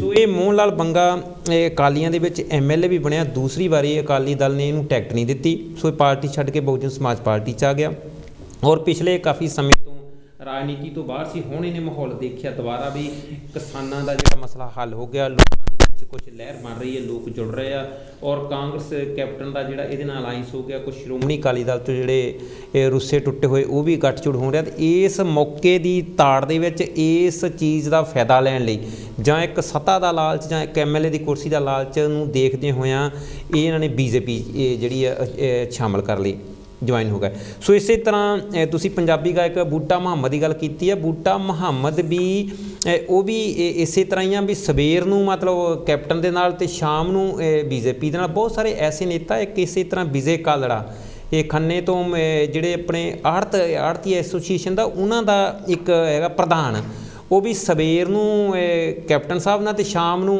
ਮੁੱਖ ਮੰਤਰੀ ਚੰਨੀ ਸਾਹਿਬ ਦੇ ਨਾਲ। ਸੋ ਇਸੇ ਤਰ੍ਹਾਂ ਬਹੁਤ ਸਾਰੇ ਨੇਤਾ ਹੈਗੇ ਆ ਜਿਹੜੇ ਆਏ ਦਿਨ ਪਤੜਾ ਜਿਹੜਾ ਬਦਲੀ ਜਾਂਦੇ ਆ। ਸੋ ਫਿਰ ਵੀ ਲੋਕ ਬਹੁਤ ਜਾਗਰਤ ਆ, ਲੋਕਾਂ ਨੇ ਇਹਨਾਂ ਬੰਦਿਆਂ ਨੂੰ ਹੁਣ ਮੂੰਹ ਨਹੀਂ ਲਾਉਣਾ ਤੇ ਨਾ ਇਹਨਾਂ ਨੂੰ ਕੋਈ ਕਾਮਯਾਬੀ ਮਿਲਣੀ ਆ। ਜੀ ਚਾਹ ਸਾਹਿਬ ਜੀ। ਪਿਆਰੇ ਦਰਸ਼ਕੋ, ਸਮਾਂ ਸੀ ਪਹਿਲਾਂ ਵਰਗਾ ਜਾਂ ਹੁਣ ਵਾਲਾ। ਹੁਣ ਸੋਸ਼ਲ ਮੀਡੀਆ ਦੇ ਹੋਣ ਕਾਰਨ ਕੱਲੇ ਦੀ ਰੋਜ਼ ਦੀ ਖਬਰ ਮਿਲ ਰਹੀ ਹੈ ਵੀ ਕਿਹੜਾ ਲੀਡਰ ਕਿਹੜਾ ਲਾਰਾ ਲਾ ਰਿਹਾ, ਕਿਹੜਾ ਲੀਡਰ ਕਿਹੜਾ ਲਾਰਾ ਲਾ ਰਿਹਾ। ਸੋ ਬੜੀ ਹੈਰਾਨੀ ਹੋ ਰਹੀ ਹੈ ਜਦੋਂ ਅਸੀਂ ਚਾਰੋਂ ਪਾਸੇ ਜੋ ਕੁਝ ਹੋ ਰਿਹਾ ਦੇਖ ਰਹੇ ਹਾਂ। ਜਿਹੜੀ ਇੱਧਰੋਂ ਉੱਧਰੋਂ ਜਾਣ ਦੀ ਵੀ ਖਬਰ ਮਿਲਦੀ ਆ, ਅੱਜ ਉਹਦੇ ਨਾਲ ਚਲਾ ਗਿਆ, ਅੱਜ ਉਹਦੇ ਨਾਲ ਚਲਾ ਗਿਆ। ਇਸ ਗੱਲ ਤੋਂ ਤਾਂ ਇਹ ਪਤਾ ਲੱਗਦਾ ਕਿ ਮਿਸ਼ਨ ਨਹੀਂ ਹੈ ਕਿਸੇ ਵਿੱਚ। ਕੋਈ ਨਹੀਂ ਚਾਹੁੰਦਾ ਦੇਸ਼ ਦੀ ਸਥਿਤੀ ਜਿਹੜੀ ਆ ਉਹ ਸੁਧਰੇ। ਮੈਨੂੰ ਇਹ ਲੱਗਦਾ ਕਿ ਹਰ ਆਦਮੀ ਜਿਹੜਾ ਆ ਉਹ ਸਿਰਫ ਤੇ ਸਿਰਫ ਇਸੇ ਲਈ ਸਿਆਸਤ 'ਚ ਆ ਰਿਹਾ, ਵਿੱਚ 4 ਪੈਸੇ ਹੈਗੇ ਆ ਤਾਂ ਇਹਦੇ ਵਿੱਚ ਵੜ ਜਾਓ। ਕਿਸੇ ਕੋਲ ਦੇਸ਼ ਨੂੰ ਬਦਲਣ ਦੀ ਕੋਈ ਵੀ ਸਾਰਥਕ ਨੀਤੀ ਨਹੀਂ ਹੈ। ਜੇਕਰ ਬਾਹਰਲੇ ਦੇਸ਼ਾਂ ਨੂੰ ਤੁਸੀਂ ਦੇਖੋ, ਮੈਂ ਅੱਗੇ ਵੀ ਇੱਕ ਵਾਰੀ ਗੱਲ ਕੀਤੀ ਸੀ ਕਿ ਪਿਛਲੀ ਵਾਰ ਜਦੋਂ ਇਲੈਕਸ਼ਨ ਹੋਏ ਆ, ਟੋਰੀ ਤੇ ਲੇਬਰ ਲੇਬਰ ਨੇ ਇਹ ਕਿਹਾ ਸੀ ਕਿ ਅਸੀਂ ਵਾਈਫਾਈ ਫਰੀ ਦੇਵਾਂਗੇ ਇੰਗਲੈਂਡ ਦੇ ਵਿੱਚ, ਪੂਰੇ UK ਦੇ ਵਿੱਚ, ਲੇਕਿਨ ਉਹਨਾਂ ਨੇ ਕਿਸੇ ਨੇ ਮੂੰਹ ਨਹੀਂ ਲਾਇਆ। ਟੋਰੀ ਫਿਰ ਵੱਧ ਵੋਟਾਂ ਲੈ ਕੇ ਜਿੱਤੀ ਸੀ। ਲੇਕਿਨ ਜੇ ਬਾਹਰਲੇ ਦੇਸ਼ਾਂ ਦੀ ਸਿਆਸੀ ਜਾਂ ਉਹਨਾਂ ਦਾ ਕਾਰਜ ਜਾਂ ਉਹਨਾਂ ਦਾ ਗਰਾਊਂਡ 'ਤੇ ਕੰਮ ਦੇਖਣਾ ਹੋਵੇ ਤਾਂ ਉਹ ਸਭ ਤੋਂ ਪਹਿਲਾਂ ਇਹ ਹੁੰਦਾ ਕਿ ਸਿੱਖਿਆ ਤੇ ਸਿਹਤ ਉਹ ਫਰੀ ਦਿੰਦੇ ਨੇ। ਸਿੱਖਿਆ ਤੇ ਸਿਹਤ ਜਿਹੜੀ ਆ ਫਰੀ ਦੇਣਗੇ ਤਾਂ ਲੋਕ ਸਿੱਖਿਅਤ ਹੋਣਗੇ। ਲੇਕਿਨ ਕਿਸੇ ਵੀ ਪਾਰਟੀ ਦਾ ਇਹ ਏਜੰਡਾ ਨਹੀਂ ਹੈਗਾ ਕਿ ਪੰਜਾਬ ਦੇ ਵਿੱਚ ਅਸੀਂ ਸਿੱਖਿਆ ਤੇ ਸਿਹਤ ਫਰੀ ਦੇਣੀ ਆ। ਤੁਸੀਂ ਦੇਖੋ ਕਿ ਥਾਂ ਥਾਂ ਦੇ ਉੱਤੇ ਇੰਨੇ ਹਸਪੀਟਲ ਖੁੱਲ੍ਹੇ ਹੋਏ ਨੇ, ਨਾਲ ਇੰਨੀਆਂ ਦੁਕਾਨਾਂ ਹਸਪੀਟਲ ਦੀਆਂ ਨੇ ਪ੍ਰਾਈਵੇਟ ਕਿ ਉਹ ਭਰੀਆਂ ਪਈਆਂ ਨੇ। ਤਾਂ ਜਿਹੜਾ ਇੱਕ ਅੱਧਾ ਹਸਪੀਟਲ ਆ ਉੱਧਰ ਨੂੰ ਕੋਈ ਮੂੰਹ ਨਹੀਂ ਕਰ ਰਿਹਾ, ਅਤੇ ਸਿਰਫ ਉਹ ਹੀ ਜਾ ਰਿਹਾ ਜਿਹਦਾ ਐਕਸੀਡੈਂਟ ਹੋ ਜਾਂਦਾ ਉਹਨੂੰ ਜਾਣਾ ਪੈਣਾ, ਜਾਂ 26 ਬਣਾਉਣੀ ਆ ਉਹ ਨਹੀਂ ਜਾਣਾ ਆ, ਜਾਂ ਜੋ ਜ਼ਿਆਦਾ ਹੀ ਗਰੀਬ ਆ ਤਾਂ ਕੋਈ TB ਦਾ ਮਰੀਜ਼ ਆ ਉਹ ਜਾ ਰਿਹਾ, ਲੇਕਿਨ ਮਾੜਾ ਮੋਟਾ ਖਾਂਦਾ ਪੀਂਦਾ ਜਿਹੜਾ ਵਿਅਕਤੀ ਆ ਉਹ ਨਹੀਂ ਜਾ ਰਿਹਾ। ਸੋ ਸਰਕਾਰਾਂ ਨੂੰ ਜਿਹੜੀ ਨੀਤੀ ਆ ਉਹ ਐਜੂਕੇਸ਼ਨ ਦੀ ਬਣਾਉਣੀ ਚਾਹੀਦੀ। ਜੇ ਐਜੂਕੇਸ਼ਨ ਬਣਾਉਗੇ, ਐਜੂਕੇਟ ਹੋ ਗਏ ਲੋਕ, ਇਹਨਾਂ ਨੂੰ ਪਤਾ ਆ ਵੀ ਜਿਹੜੇ ਅਸੀਂ ਲਾਰੇ ਲਾਉਣੇ ਆ ਅਤੇ ਇਹਨਾਂ ਨੇ ਭੁੱਲਣਾ, ਕਿਉਂਕਿ ਇੰਡੀਅਨਾਂ ਦਾ ਜਿਹੜਾ ਚੇਤਾ ਆ ਉਹ ਬੜਾ ਵੱਡਾ ਨਹੀਂ ਹੁੰਦਾ, ਉਹ ਛੇਤੀ ਭੁੱਲ ਜਾਂਦੇ ਗੱਲ। ਇਸ ਕਾਰਨ ਉਹਨਾਂ ਦੀ ਜਿਹੜੀ ਮੌਜ ਆ ਲੱਗੀ ਹੋਈ, ਮੈਂ ਸਮਝਦਾ ਕਿ ਸਾਰੀਆਂ ਹੀ ਪਾਰਟੀਆਂ ਜਿੰਨੀਆਂ ਵੀ, ਚਾਹੇ ਅਕਾਲੀ ਦਲ ਆ, ਚਾਹੇ ਉਹਦੇ ਨਾਲ ਰਲੀ ਹੋਈ BSP ਆ, ਚਾਹੇ ਉੱਧਰੋਂ ਕਾਂਗਰਸ ਆ ਜਾਂ ਨਵੀਂ ਕਾਂਗਰਸ ਆ, ਕਿਸੇ ਦਾ ਵੀ ਏਜੰਡਾ ਨਹੀਂ ਵੀ ਭਾਈ ਸਿੱਖਿਆ ਜਿਹੜੀ ਆ ਉਹ ਫ੍ਰੀ ਕਰੋ। ਲੇਖਰਾਜ ਜੀ, ਕੀ ਮੈਂ ਸੱਚ ਬੋਲਦਾ? ਜੀ ਚਾ ਸਾਹਿਬ, ਬਿਲਕੁਲ ਤੁਸੀਂ ਜਿਹੜੀਆਂ ਗੱਲਾਂ ਕੀਤੀਆਂ ਇਹ ਸੱਚੀਆਂ ਗੱਲਾਂ। ਇਸੇ ਤਰ੍ਹਾਂ ਆ ਆਏ ਦਿਨ ਜਿਹੜੇ ਆ ਲਗਾਤਾਰ ਜਿਹੜੀਆਂ ਰਾਜਨੀਤਿਕ ਪਾਰਟੀਆਂ ਕੋਈ ਨਾ ਕੋਈ ਅਨਾਊਂਸ ਕਰਦੀਆਂ। ਸੋ ਇਹਨਾਂ ਅਨਾਊਂਸਾਂ ਦੇ ਵਿੱਚ ਮੇਰੇ ਖਿਆਲ ਕਿ ਤੁਹਾਡੇ ਧਿਆਨ 'ਚ ਨਹੀਂ ਆਇਆ, ਜਿਹੜਾ ਕੇਜਰੀਵਾਲ ਦਾ ਦੌਰਾ ਪੰਜਾਬ ਦਾ ਹੋਇਆ, ਉਹਨੇ ਵੀ ਪੰਜਾਬ ਦੇ ਲਈ ਅਨਾਊਂਸ ਕੀਤੇ ਆ ਹੋਰ ਜੀ। ਸੋ ਇਹ ਇੱਕ ਤਰਾਸਦੀ ਰਹੀ ਆ ਪੰਜਾਬ ਦੀ ਜਾਂ ਇੰਡੀਆ ਦੀ ਖਾਸ ਕਰਕੇ, ਕਿ ਲੋਕ ਰਾਜਨੀਤਿਕ ਪਾਰਟੀਆਂ ਦੇ ਝਾਂਸੇ 'ਚ ਆ ਜਾਂਦੇ ਆ ਜੀ, ਉਹਨਾਂ ਦੇ ਗੱਲਾਂ 'ਚ ਆ ਜਾਂਦੇ। ਜਿਸ ਤਰ੍ਹਾਂ ਹੁਣ ਲਗਾਤਾਰ ਪੰਜਾਬ ਦੇ ਦੌਰੇ ਕੇਜਰੀਵਾਲ ਵੀ ਕਰ ਰਿਹਾ। ਹੁਣ ਪਿਛਲੇ ਦਿਨਾਂ 'ਚ ਕੱਲ੍ਹ ਉਹਦਾ ਇੱਕ ਦੌਰਾ ਸੀਗਾ ਜਲੰਧਰ ਦੇ ਵਿੱਚ। ਉੱਥੇ ਜਲੰਧਰ ਦੇ ਵਿੱਚ ਉਹਨਾਂ ਨੇ ਜਲੰਧਰ ਨੂੰ ਦੇਖਦੇ ਹੋਇਆਂ ਲੋਕਾਂ ਨੂੰ ਭਾਵਕ ਜਾਂ ਲੋਕਾਂ ਨੂੰ ਆਪਣੇ ਨਾਲ ਜੋੜਨ ਦੇ ਲਈ ਇੱਕ ਸਪੋਰਟਸ ਯੂਨੀਵਰਸਿਟੀ ਦਾ ਅਨਾਊਂਸ ਕਰ ਦਿੱਤਾ। ਅਤੇ ਮੈਂ ਸਮਝਦਾ ਕਿ ਪੰਜਾਬ ਦੇ ਵਿੱਚ ਆਲਰੇਡੀ ਸਪੋਰਟਸ ਕਾਲਜ ਜਿਹੜਾ ਪਟਿਆਲੇ 'ਚ ਹੈਗਾ, ਅਤੇ ਕਾਂਗਰਸ ਸਰਕਾਰ ਨੇ, ਕੈਪਟਨ ਸਰਕਾਰ ਨੇ ਪਟਿਆਲੇ ਦੇ ਵਿੱਚ ਸਪੋਰਟਸ ਯੂਨੀਵਰਸਿਟੀ ਵੀ ਹੈਗੀ ਆ ਜੀ। ਸੋ ਇਹਨਾਂ ਨੇ ਜਿਹੜੇ ਪੜ੍ਹਾਉਣ ਦੇ ਲਈ ਟੀਚਰ ਜਾਂ ਮਤਲਬ ਬੱਚੇ ਕਿੱਥੋਂ ਲੈਣੇ, ਸਿਰਫ ਅਨਾਊਂਸਮੈਂਟਾਂ ਹੀ ਆ। ਅਤੇ ਨਾਲ ਦੀ ਨਾਲ ਇੱਕ ਜਿਹੜੀ ਆ ਬੜੀ ਹੈਰਾਨਗੀ ਦੀ ਗੱਲ ਆ ਚਾਹਲ ਸਾਹਿਬ, ਦੂਸਰਾ ਇਹਨਾਂ ਨੇ ਇੰਟਰਨੈਸ਼ਨਲ ਏਅਰਪੋਰਟ ਜਲੰਧਰ ਨੂੰ, ਮਤਲਬ ਦੁਆਬੇ ਦੇ ਲੋਕ ਜ਼ਿਆਦਾ ਬਾਹਰ ਆ, ਉਹਨਾਂ ਨੂੰ ਆਉਣ ਜਾਣ 'ਚ ਦਿੱਕਤ ਨਾ ਹੋਵੇ, ਅਤੇ ਇੰਟਰਨੈਸ਼ਨਲ ਏਅਰਪੋਰਟ ਜਲੰਧਰ ਦੇ ਵਿੱਚ ਅਨਾਊਂਸ ਕਰਤਾ। ਤੁਸੀਂ ਜਲੰਧਰ ਤੋਂ ਇਹ ਮੇਰੇ ਖਿਆਲ ਕਿ ਅੰਮ੍ਰਿਤਸਰ ਆਪਣਾ ਆਲਰੇਡੀ ਇੰਟਰਨੈਸ਼ਨਲ ਏਅਰਪੋਰਟ ਹੈਗਾ ਆ, ਜਿਹੜਾ ਤਕਰੀਬਨ ਕਾਫੀ ਲੰਬੇ ਸਮੇਂ ਤੋਂ ਚੱਲਦਾ ਆ, ਅਤੇ ਨਾਲ ਦੀ ਨਾਲ ਚੰਡੀਗੜ੍ਹ ਦੇ ਵਿੱਚ ਵੀ ਏਅਰਪੋਰਟ ਬਣ ਗਿਆ। ਸੋ ਇੱਦਾਂ ਦੇ ਅਨਾਊਂਸਮੈਂਟ ਮੈਂ ਸਮਝਦਾ ਕਿ ਇਹਨਾਂ ਲੋਕਾਂ ਨੂੰ ਕਿਸੇ ਨਾ ਕਿਸੇ ਪਾਲਿਸੀ ਮੇਕਰਾਂ ਤੋਂ, ਕਿਸੇ ਨਾ ਕਿਸੇ ਜਿਹੜੇ ਮਤਲਬ ਇਸ ਫੀਲਡ ਨਾਲ ਹੈਗੇ ਅਟੈਚ, ਉਹਨਾਂ ਤੋਂ ਸਲਾਹ ਲੈ ਲੈਣੀ ਚਾਹੀਦੀ ਵੀ ਕਿਹੜਾ ਅਨਾਊਂਸ ਕਰੀਏ ਕਿਹੜਾ ਨਾ ਕਰੀਏ। ਤਾਂ ਆਏ ਦਿਨ ਬਿਨਾਂ ਸੋਚੇ ਸਮਝੇ ਜਿਹੜੀਆਂ ਪਾਰਟੀਆਂ ਆਪਣੀ ਅਨਾਊਂਸਮੈਂਟ ਕਰਦੀ ਜਾ ਰਹੀਆਂ ਜੀ। ਬਹੁਤ ਮਿਹਰਬਾਨੀ। ਇਹਦੇ ਵਿੱਚ ਦੋ ਰਾਮਾ ਨਹੀਂ ਹੈ ਕਿ ਪੰਜਾਬ ਦੇ ਵਿੱਚ ਇਸ ਵੇਲੇ ਜਿਹੜੀਆਂ ਵਾਅਦੇ ਆ, ਤੋਹਫੇ ਆ, ਉਹ ਗੁਬਾਰੇ ਵਾਂਗੂ ਉੱਡ ਰਹੇ ਆ ਚਾਰੇ ਪਾਸਿਆਂ ਤੋਂ ਹਰ ਕੋਈ। ਲੇਕਿਨ ਅਸੀਂ ਹੁਣ ਆਪਾਂ ਚੱਲਦੇ ਹਾਂ ਥੋੜ੍ਹੀ ਜਿਹੀ ਕਿਸਾਨੀ ਘੋਲ ਦੀ। ਪਿਛਲੇ ਦਿਨੀ ਪਿਆਰੇ ਦਰਸ਼ਕੋ, ਕਿਸਾਨੀ ਘੋਲ ਜਿਹੜਾ ਆ ਉਹ ਲੰਬਾ ਦੇਰ ਤੱਕ ਚੱਲਿਆ, ਸਾਲ ਤਾਂ ਦਿੱਲੀ, ਉਸ ਤੋਂ ਵੀ ਵੱਧ ਪੰਜਾਬ 'ਚ ਵੀ ਕੁਛ ਮਹੀਨੇ ਰਿਹਾ। ਭਾਵੇਂ ਕਿਸਾਨਾਂ ਨੇ ਆਪਣੀ ਜਿੱਤ ਜਿਹੜੀ ਆ ਉਹ ਪੱਕੀ ਕੀਤੀ ਹੈ, ਲੇਕਿਨ ਮੇਰੇ ਕੋਲ ਸਵਾਲ ਆ ਜਿਹੜਾ ਉਹ ਇਹ ਹੈਗਾ ਜੱਖੂ ਜੀ ਕਿ 15 ਦਸੰਬਰ ਤੋਂ ਬਾਅਦ ਟੋਲ ਪਲਾਜ਼ੇ ਜਿਹੜੇ ਆ ਉਹ ਫਿਰ ਦੁਬਾਰਾ ਸ਼ੁਰੂ ਹੋਏ ਅਤੇ ਕਿਸਾਨਾਂ ਨੇ ਉਹਦਾ ਵੀ ਵਿਰੋਧ ਕੀਤਾ ਆ। ਕਿੱਥੇ ਤੱਕ ਜਾਇਜ਼ ਹੈ? ਕਿਉਂਕਿ ਤੁਸੀਂ ਜਵਾਬ ਦੇਣ ਤੋਂ ਪਹਿਲਾਂ ਮੈਂ ਤੁਹਾਨੂੰ ਹੀ ਦੱਸ ਦੇਵਾਂ ਵੀ ਤੁਸੀਂ ਇਟਲੀ ਤੋਂ ਆ। ਪਹਿਲਾਂ ਤੁਸੀਂ ਇਟਲੀ ਆਪਣੀ ਜ਼ਿੰਦਗੀ ਕਾਫੀ ਦੇਖੀ ਆ, ਅਤੇ ਮੈਂ ਵੀ ਕੋਈ 50 ਕੁ ਵਾਰੀ ਇਟਲੀ ਦਾ ਦੌਰਾ ਕੀਤਾ ਆ ਜੀ। ਮੈਂ ਖੁਦ ਡਰਾਈਵ ਕੀਤੀ ਆ ਔਰ ਦੇਖਿਆ ਵੀ ਜਿੰਨੇ ਟੂਲ ਪਲਾਜ਼ੇ ਇਟਲੀ ਦੇ ਵਿੱਚ ਆ, ਮੈਂ ਬਹੁਤ ਸਾਰੀਆਂ ਕੰਟਰੀਆਂ ਦੇਖੀਆਂ, ਜਿੰਨੇ ਟੂਲ ਪਲਾਜ਼ੇ ਇਟਲੀ ਦੇ ਵਿੱਚ ਆ ਉਹਨੇ ਤਾਂ ਕਿਤੇ ਵੀ ਨਹੀਂ ਗਏ।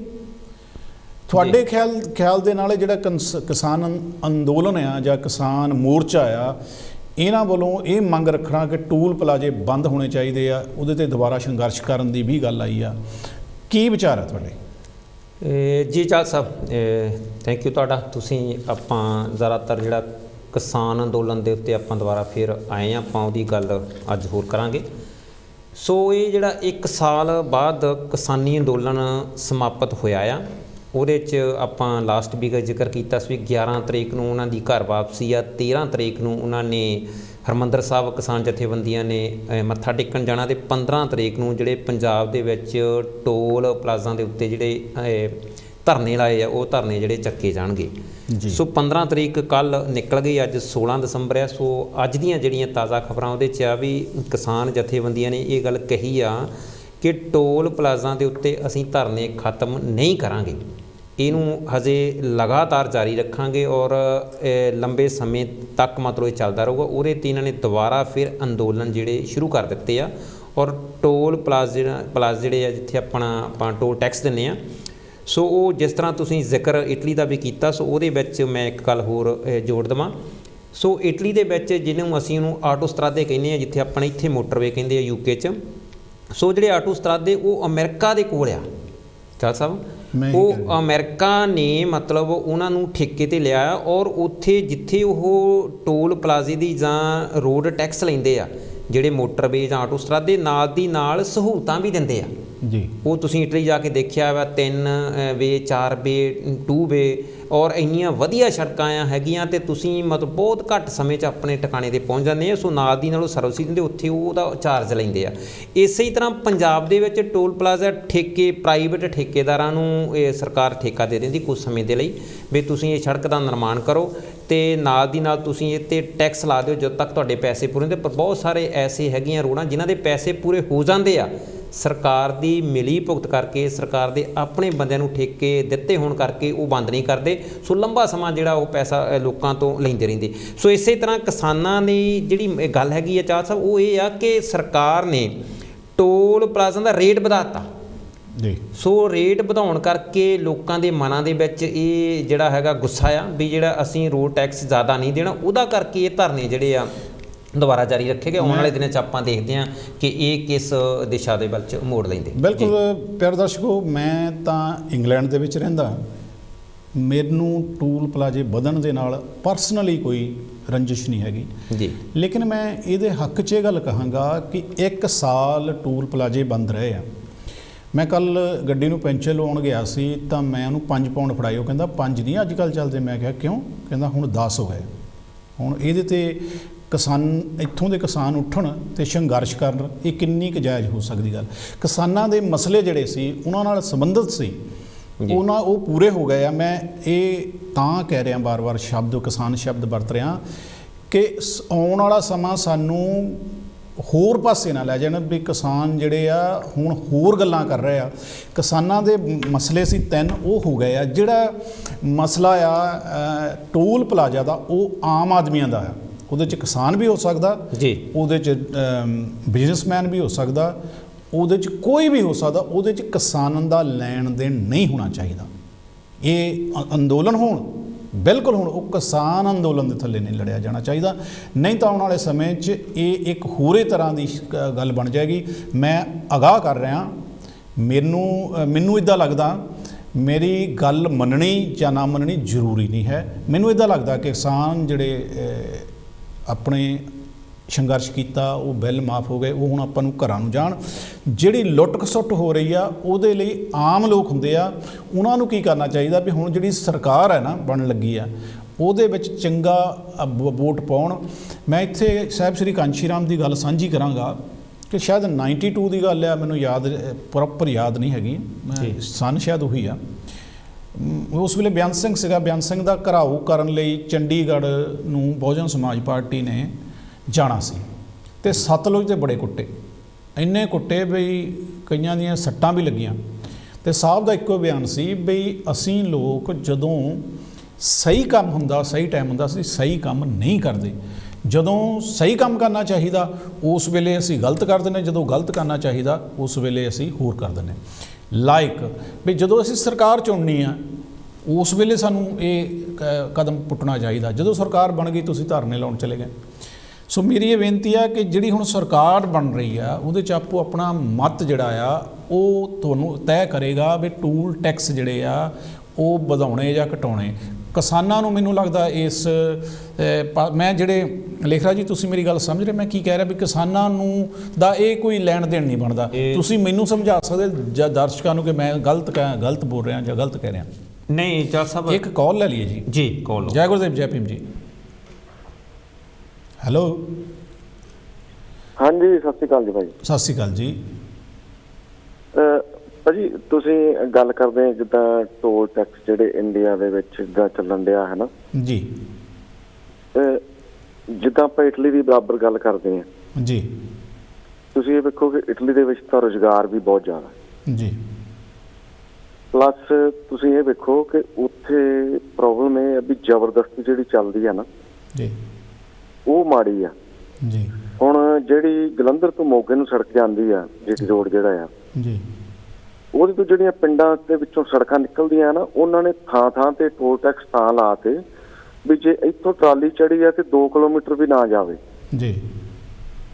ਤੇ ਜਿਹੜੇ ਇਟਲੀ ਦੇ ਆਟੋਸਟਰਾਡੇ ਆ ਨਾ ਜਿਹੜੇ, ਉਹ ਤੁਸੀਂ ਇਹ ਵੇਖੋ ਕਿ ਜੇ ਤੁਸੀਂ ਆਟੋਸਟਰਾਡ ਤੇ ਚੜੋਗੇ ਤੁਸੀਂ ਛੇਤੀ ਜਾਣਾ ਕਿਸੇ ਪਾਸੇ ਨੂੰ ਜੀ, ਤੇ ਫੇਰ ਹੀ ਤੁਹਾਨੂੰ ਟੋਲ ਟੈਕਸ ਪੈਣਾ ਆ। ਅਗਰ ਜਿਹੜੀਆਂ ਨਾਰਮਲ ਸੜਕਾਂ ਆ, ਜਿਹੜੇ ਨਾਰਮਲ ਸਟਰਾਡੇ ਜਿਨ੍ਹਾਂ ਨੂੰ ਕਹਿ ਦਿੰਦੇ ਆ, ਉਹਨਾਂ ਦੇ ਉੱਤੇ ਸੁਪਰ ਸਟਰਾਡਾ ਜਿਹਨੂੰ ਕਹਿ ਦਿੰਦੇ, ਜਾਂ ਜਿਹੜੀਆਂ ਛੋਟੀਆਂ ਸੜਕਾਂ ਉਹ ਵੀ ਆਵਾਜਾਈ ਵਾਸਤੇ ਬਹੁਤ ਵਧੀਆ ਬਣੀਆਂ ਹੋਈਆਂ, ਉਹਨਾਂ ਦੇ ਉੱਤੇ ਕੋਈ ਪੈਸਾ ਨਹੀਂ ਲੱਗਦਾ ਜੀ।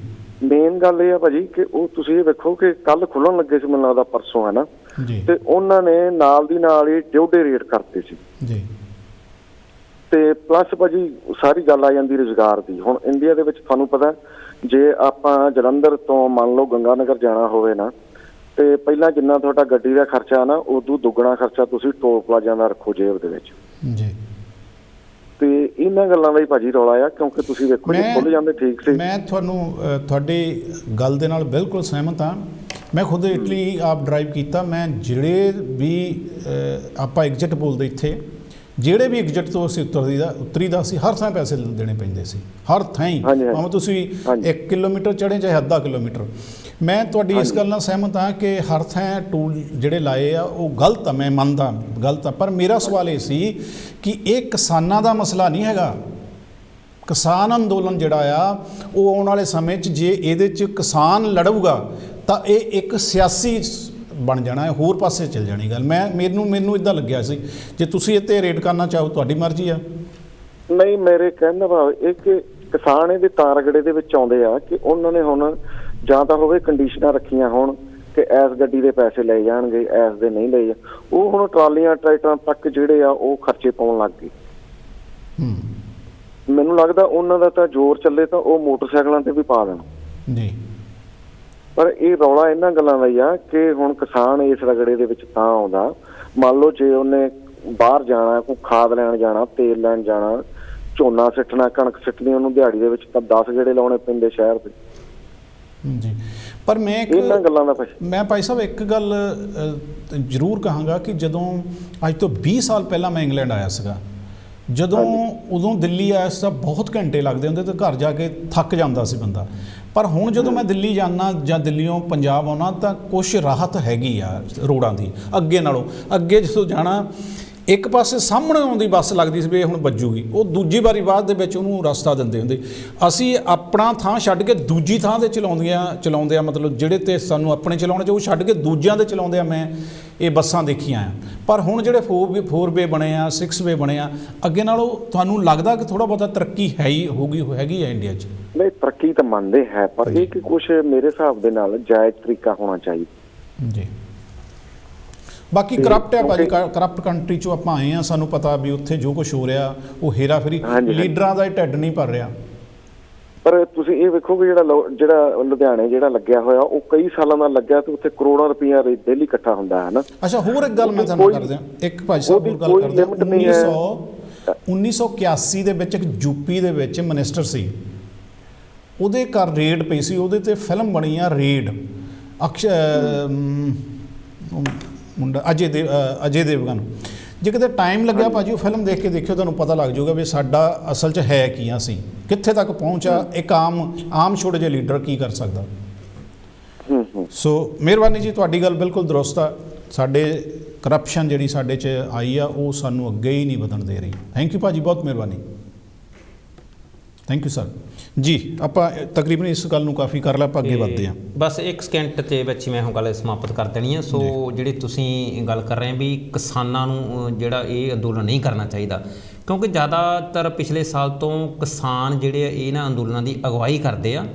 ਸੋ ਜਿਸ ਤਰ੍ਹਾਂ ਕਾਲਰ ਆਪਣੇ ਦੱਸ ਕੇ ਵੀ ਕਿਸਾਨਾਂ ਨੂੰ ਜ਼ਿਆਦਾ ਜਿਹੜੀ ਆ ਸੜਕ ਯੂਜ਼ ਕਰਨੀ ਪੈਂਦੀ, ਬਾਰ-ਬਾਰ ਜਾਣਾ ਆਉਣਾ ਪੈਂਦਾ ਕਰਕੇ ਆ, ਤੇ ਇਹਦਾ ਕਰਕੇ ਉਹ ਰੋਡ ਟੈਕਸ ਤੋਂ ਜਿਹੜੇ ਆ ਇਹ ਥੋੜ੍ਹੇ ਜਿਹੇ ਜ਼ਿਆਦਾ। ਚਲੋ ਗੱਲ ਤੁਹਾਡੀ ਠੀਕ ਹੈ, ਲੇਕਿਨ ਹੁਣ ਕਿਸਾਨ ਅੰਦੋਲਨ ਦੇ ਵਿੱਚੋਂ ਇੱਕ ਪਾਰਟੀ ਨਿਕਲ ਆਈ ਆ। ਨਹੀਂ ਉਹ ਠੀਕ ਆ, ਮਤਲਬ ਇਦਾਂ ਵੀ ਫਿਰ ਤਾਂ ਸਿਆਸੀ ਮਸਲਾ ਹੋ ਗਿਆ ਨਾ। ਜਿਹੜਾ ਨਹੀਂ, ਇਹ ਆਮ ਲੋਕਾਂ ਦਾ ਅੰਦੋਲਨ ਆ। ਇਹਦੇ 'ਚ ਜਿੱਦਾਂ ਆਪਾਂ ਜ਼ਿਕਰ ਕੀਤਾ ਕਿ ਸਾਰਿਆਂ ਨੂੰ ਮਤਲਬ ਇਸ ਦੀ ਮਹਿੰਗਾਈ ਦੇ ਖਿਲਾਫ ਹੋ ਸਕਦਾ ਵੀ ਰੇਟ ਜ਼ਿਆਦਾ ਉਹਨੂੰ ਘੱਟ ਕੀਤੇ ਜਾਣ, ਕਿਸੇ ਤਰੀਕੇ ਨਾਲ ਇਹਨੂੰ ਮਤਲਬ ਇਹ ਰਾਹਤ ਦਿੱਤੀ ਜਾਵੇ। ਦੇਖੋ ਤੁਸੀਂ ਆਪ ਸਿਆਸੀ ਰੁਤਬਾ ਰੱਖਦੇ ਆ, ਸਿਆਸੀ ਸੋਚ ਰੱਖਦੇ ਆ। ਮੈਂ ਇਹ ਕਹਿ ਰਿਹਾ ਕਿ ਜਦੋਂ ਕੋਈ ਪਾਰਟੀ ਬਣਦੀ ਆ, ਚਾਹੇ ਕਾਂਗਰਸ ਬਣੀ ਸੀ, ਜਦੋਂ ਕਾਂਗਰਸ ਬਣੀ ਸੀ ਆਜ਼ਾਦੀ ਦੀ ਲਹਿਰ ਸ਼ੁਰੂ ਹੋਈ ਸੀ ਵੀ ਅਸੀਂ ਆਜ਼ਾਦੀ ਲੜਨੀ ਆ। ਉਦੋਂ ਬਾਅਦ ਗਾਂਧੀ ਨੇ ਕਿਹਾ ਸੀ ਵੀ ਕਾਂਗਰਸ ਖਤਮ ਕਰ ਦੇਣੀ, ਕਾਂਗਰਸ ਦਾ ਲਫ਼ਜ਼ ਖਤਮ ਹੋ ਜਾਏਗਾ, ਇਹ ਪਾਰਟੀ ਨਹੀਂ ਸਿਆਸਤ ਲਈ ਨਹੀਂ ਗਈ। ਲੇਕਿਨ ਉਹ ਗਾਂ ਚੱਲੀ। ਅਕਾਲੀਆਂ ਨੇ ਵੀ ਇਹੀ ਕਿਹਾ ਸੀ ਅਸੀਂ ਆਹ ਧਰਨੇ ਲਾਉਣੇ, ਅਸੀਂ ਆਹ ਕਰਾਂਗੇ, ਅਕਾਲੀਆਂ ਲਈ ਕਰਾਂਗੇ, ਇਹ ਸਿੱਖ ਸਮਾਜ ਲਈ ਕਰਾਂਗੇ। ਲੇਕਿਨ ਉਹਨਾਂ ਦੇ ਜਿਹੜਾ ਲੀਡਰ ਆ ਉਹਨੂੰ ਵਿੱਚ ਵੜ ਕੇ ਹੌਲੀ ਹੌਲੀ ਗਾਂਹ ਵੜ ਕੇ ਆਪਣਾ ਨਾਂ ਰੱਖ ਕੇ ਆਪਣਾ ਘਰ ਭਰਿਆ, ਸਾਰਿਆਂ ਨੂੰ ਪਤਾ। ਮੈਂ ਇਹੀ ਕਹਿ ਰਿਹਾ ਵੀ ਕਿਸਾਨ ਵੀ ਜਦੋਂ ਆਏਗਾ, ਕਿਸਾਨੀ ਦੇ ਵਿੱਚ ਵੀ ਸਿਆਸਤ ਆ ਜਾਏਗੀ। ਗਾਂਹ ਅੰਦੋਲਨ ਲੜਨਾ ਹੋਇਆ ਫਿਰ ਔਖਾ ਹੋ ਜਾਊਗਾ। ਇਹ ਤਾਂ ਪਾਰਟੀ ਲੜੇਗੀ ਨਾ, ਇਹ ਜ਼ਰੂਰ ਸ਼ੰਕਾ ਕਿਸਾਨ ਥੋੜੀ ਲੜਨਗੇ, ਇਹ ਮਨ 'ਚ ਸ਼ੰਕਾ, ਇਹ ਪਾਰਟੀ ਰਹਿ ਜਾਣੀ ਹੈ ਜੀ। ਜੈ ਗੁਰਦੇਵ, ਜੈ ਭੀਮ। ਇੱਕ ਕਾਲ ਲੈ ਲਈਏ। ਹਾਂਜੀ ਜੈ ਗੁਰਦੇਵ ਜੀ, ਜੈ ਭੀਮ ਜੀ। ਖਿਆਲ ਜੀ, ਮੈਂ ਬਲਵੀਰ ਕਲੀਅਰ ਬੋਲਦਾ। ਹਾਂਜੀ ਹਾਂਜੀ ਕਲੀਅਰ ਸਾਹਿਬ, ਪ੍ਰੋਗਰਾਮ ਤੁਹਾਡਾ ਬਹੁਤ ਸੋਹਣਾ ਆ, ਮਿਹਰਬਾਨੀ ਜੀ। ਇਹਦੇ ਮਸਲੇ ਵੀ ਆ, ਤੁਸੀਂ ਬਿਲਕੁਲ ਕਰੰਟ ਮਸਲੇ ਦੱਸਦੇ ਆ ਜੀ।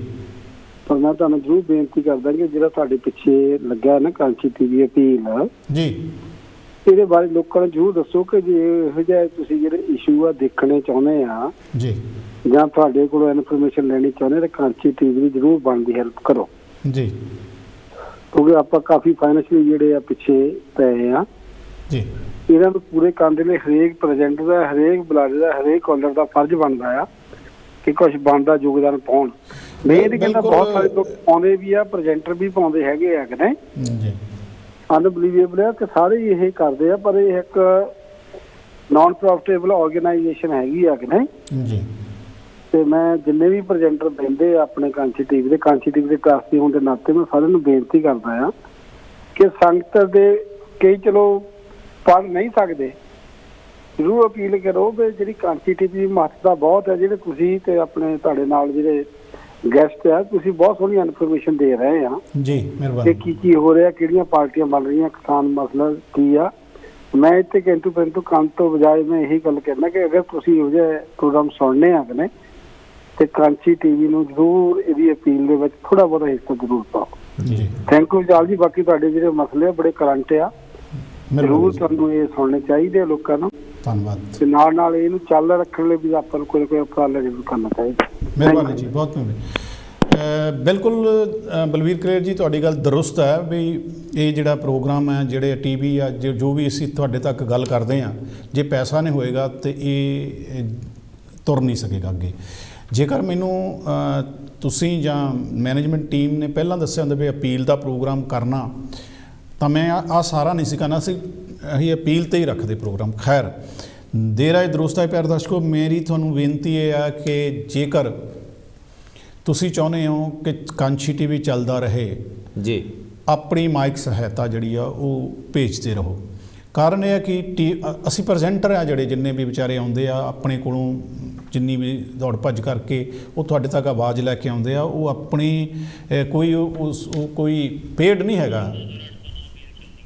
ਹਾਂਜੀ, ਮੈਂ ਉਹ ਕੋਈ ਪੇਡ ਨਹੀਂ ਹੈਗੇ, ਸਾਰੇ ਆਪਣਾ ਮਾੜਾ ਮੋਟਾ ਯੋਗਦਾਨ ਪਾ ਰਹੇ ਨੇ। ਸੋ ਤੁਸੀਂ ਵੀ ਹੋ ਸਕਦਾ ਤਾਂ ਕੋਈ ਵੀ ਜੋ ਵੀ ਇਸ ਵੇਲੇ ਗੱਲ ਸੁਣ ਰਿਹਾ ਤਾਂ ਉਹ ਆਪਣਾ ਯੋਗਦਾਨ ਜ਼ਰੂਰ ਪਾਉਣ। ਕਹਿੰਦੇ ਕਿ ਜੰਗਲ ਨੂੰ ਅੱਗ ਲੱਗ ਗਈ, ਇੱਕ ਚਿੜੀ ਜਿਹੜੀ ਆ ਉਹ ਪਾਣੀ ਲਿਆਵੇ, ਥੋੜ੍ਹਾ ਥੋੜ੍ਹਾ ਪਾਵੇ। ਤਾਂ ਕਿਸੇ ਨੇ ਪੁੱਛਿਆ ਵੀ ਤੇਰੇ 'ਚ ਕੀ ਫਰਕ ਪੈਣਾ, ਤੂੰ ਕਿਉਂ ਇੰਨੀ ਦੌੜ ਭੱਜ ਕਰ ਰਹੀ ਆ। ਪਰ ਹਾਲਾਂਕਿ ਹਾਥੀ ਜੇ ਸੁੰਡ ਭਰੇ ਤਾਂ ਸੱਟ ਸਕਦਾ, ਇੱਕ ਦਰਖਤ ਤਾਂ ਘੱਟ ਤੋਂ ਘੱਟ ਉਹ ਪਾਣੀ ਨਾਲ ਬੁਝਾ ਸਕਦਾ ਜੀ। ਚਿੜੀ ਕਹਿੰਦੀ ਵੀ ਕੋਈ ਨਾ, ਜਿੰਨੀ ਵੀ ਮੈਂ ਕਰ ਸਕਦੀ ਮੈਂ ਕਰਾਂਗੀ, ਕਿਉਂਕਿ ਜਦੋਂ ਕੱਲ੍ਹ ਨੂੰ ਹਿਸਟਰੀ ਲਿਖੀ ਜਾਏਗੀ ਤਾਂ ਮੇਰਾ ਜੰਗਲ ਨੂੰ ਬਚਾਉਣ ਵਾਲਿਆਂ ਵਿੱਚ ਨਾਂ ਲਿਖਿਆ ਜਾਏਗਾ। ਸੋ ਤੁਹਾਡਾ ਵੀ ਜਿਹੜਾ, ਜੇਕਰ ਇਹ ਕਾਂਚੀ ਟੀਵੀ ਆ, ਇਹਨੂੰ ਚੱਲਦਾ ਰੱਖਣ ਲਈ, ਇਹਨੂੰ ਬਚਾਉਣ ਨੂੰ ਤੁਹਾਡਾ ਜੋ ਵੀ, ਮੈਂ ਤਾਂ ਹਮੇਸ਼ਾ ਇਹ ਕਹਿੰਦਾ ਹੁੰਦਾ ਕਿ ਜੇ 1 ਲੱਖ ਲੋਕ ਵੀ ਇਹਨੂੰ ਦੇਖਦਾ ਤਾਂ 1 ਪਾਉਂਡ ਵੀ ਉਹ ਮਹੀਨੇ ਦਾ ਦੇ ਦਿਆ ਕਰਨ। 1 ਲੱਖ ਪਾਉਂਡ ਬਣਦਾ ਸਾਡੇ ਕੋਲ, ਤੇ 1 ਲੱਖ ਪਾਉਂਡ ਬਹੁਤ ਆ, ਫਿਰ ਅਸੀਂ ਵੀ ਤਨਖਾਹ ਲੈ ਸਕਦੇ ਹਾਂ। ਖੈਰ, ਉਨੀ ਦੇਰ ਜਿੰਨੀ ਦੇਰ ਤੁਹਾਡੇ ਮਨ ਸਮੱਤਿਆ ਨਹੀਂ ਪੈਂਦੀ 1 ਪਾਉਂਡ ਦੇਣ ਦੀ, ਵੀ ਉਨੀ ਦੇਰ ਅਸੀਂ ਇਸ ਤਰੀਕੇ ਨਾਲ ਵੀ ਕਰਾਂਗੇ। ਮੇਰੀ ਬੇਨਤੀ ਹੈ ਕਿ ਜਿੰਨੇ ਵੀ ਹੋ ਸਕੇ ਅਗਲਾ ਜਿਹੜਾ ਪ੍ਰੋਗਰਾਮ ਅਸੀਂ ਸਪੈਸ਼ਲ ਸਾਡੇ ਜੱਖੂ ਜੀ ਬੈਠੇ ਨੇ, ਇਹ ਵੀ ਤੁਹਾਨੂੰ ਅਪੀਲ ਕਰਨਗੇ ਤੇ ਅਗਲੇ ਪ੍ਰੋਗਰਾਮ ਦੇ ਲਈ 1 ਘੰਟਾ ਹੋਰ ਅਸੀਂ ਅਪੀਲ ਲਈ ਲਾਵਾਂਗੇ।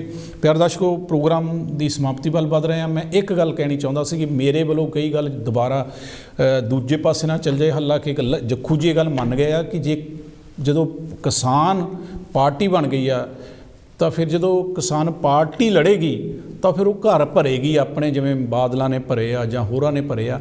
ਇਹ ਪਾਰਟੀ ਨਾ ਬਣੇ, ਇਹ ਇੱਕ ਸੰਗਠਨ ਬਣ ਕੇ ਰਹੇ, ਇੱਕ ਮਿਸ਼ਨ ਬਣ ਕੇ ਰਹੇ, ਤਾਂ ਕਿ ਗਾਂਹ ਜੇ ਕੋਈ ਹੋਰ ਗੱਲ ਕਰਨੀ ਹੋਵੇ। ਮੇਰਾ ਕਹਿਣ ਦਾ ਮਤਲਬ ਇੰਨਾ ਹੀ ਸੀ। ਇੱਦਾਂ ਗਲਤ ਨਾ ਲੈ ਕੇ ਸੋਚਿਓ ਵੀ ਸ਼ਾਇਦ ਮੈਂ ਕਿਸਾਨ ਜੋ ਲੋਕ ਆ ਉਹਨਾਂ ਨੂੰ ਹੇਟ ਕਰਦਾ ਜਾਂ ਮੈਂ ਹੇਟ ਪਹੁੰਚਾਉਣੀ ਚਾਹੁੰਦਾ ਜਾਂ ਮੈਂ ਦੁੱਖ ਪਹੁੰਚਾਉਣਾ ਚਾਹੁੰਦਾ। ਨਹੀਂ, ਮੈਂ ਆਪਣੇ ਵਿਜ਼ਨ ਤੋਂ ਹੀ ਸੋਚਦਾ ਕਿ ਆਉਣ ਵਾਲਾ ਸਮਾਂ ਜਿਹੜਾ, ਜੇ ਪਾਰਟੀ ਬਣ ਗਈ, ਬਾਦਲ ਵੀ ਬਣਾ ਕੇ ਬੈਠਾ, ਕੇਜਰੀਵਾਲ ਵੀ ਬਣਾ ਗਿਆ, ਉਹਨਾਂ ਦੇ ਆਉਣ ਵਾਲੇ ਸਮਾਂ ਦੱਸੇਗਾ ਵੀ ਕੀ ਕਿੰਨੇ ਘਪਲੇ ਹੋਏ ਆ। ਹਾਲੇ ਨਵੇਂ ਨੇ, ਤਾਜ਼ਾ ਨੇ। ਇੱਦਾਂ ਹੀ ਬਾਦਲ ਦੇ ਵਿੱਚ ਵੀ ਸੀ ਪਹਿਲਾਂ ਜੋਸ਼, ਹੁਣ ਕੇਜਰੀਵਾਲ ਦੇ ਵੀ ਕਿੰਨੇ ਨਿਕਲ ਗਏ ਵਿੱਚੋਂ। ਉਹ ਕਿਉਂ ਨਿਕਲੇ? ਸਿਆਸਤ ਲਈ ਨਿਕਲੇ, ਸੰਘਰਸ਼ ਦਾ ਰਹਿ ਹੀ ਨਹੀਂ ਗਿਆ, ਮਿਸ਼ਨ ਦਾ ਰਹਿ ਹੀ ਨਹੀਂ ਗਿਆ। ਸੋ ਮੈਂ ਆਪਣੀ ਗੱਲ 'ਤੇ ਵਿਰਾਮ ਲਾਉਂਦਾ ਹੋਇਆ, ਮੈਨੂੰ ਪਤਾ ਜੱਖੂ ਜੀ ਨੇ ਜੇ ਇਹਨਾਂ ਵਿਸ਼ਿਆਂ 'ਤੇ ਰਹਿੰਦੇ ਤੇ ਗੱਲ ਕਰਨੀ ਹੋਵੇ ਅਗਲੇ ਪ੍ਰੋਗਰਾਮ 'ਚ, ਜਿਹੜਾ ਅਗਲਾ ਪ੍ਰੋਗਰਾਮ ਹੈ ਉਹਦੇ 'ਚ ਕਰ ਲੈਣਗੇ। ਮੇਰੇ ਵੱਲੋਂ ਜੈ ਭੀਮ, ਜੈ ਗੁਰਦੇਵ। ਥੈਂਕ ਯੂ ਬਹੁਤ ਮਿਹਰਬਾਨੀ ਜੱਖੂ ਸਾਹਿਬ, ਥੈਂਕ ਯੂ ਜੀ, ਜੈ ਭੀਮ।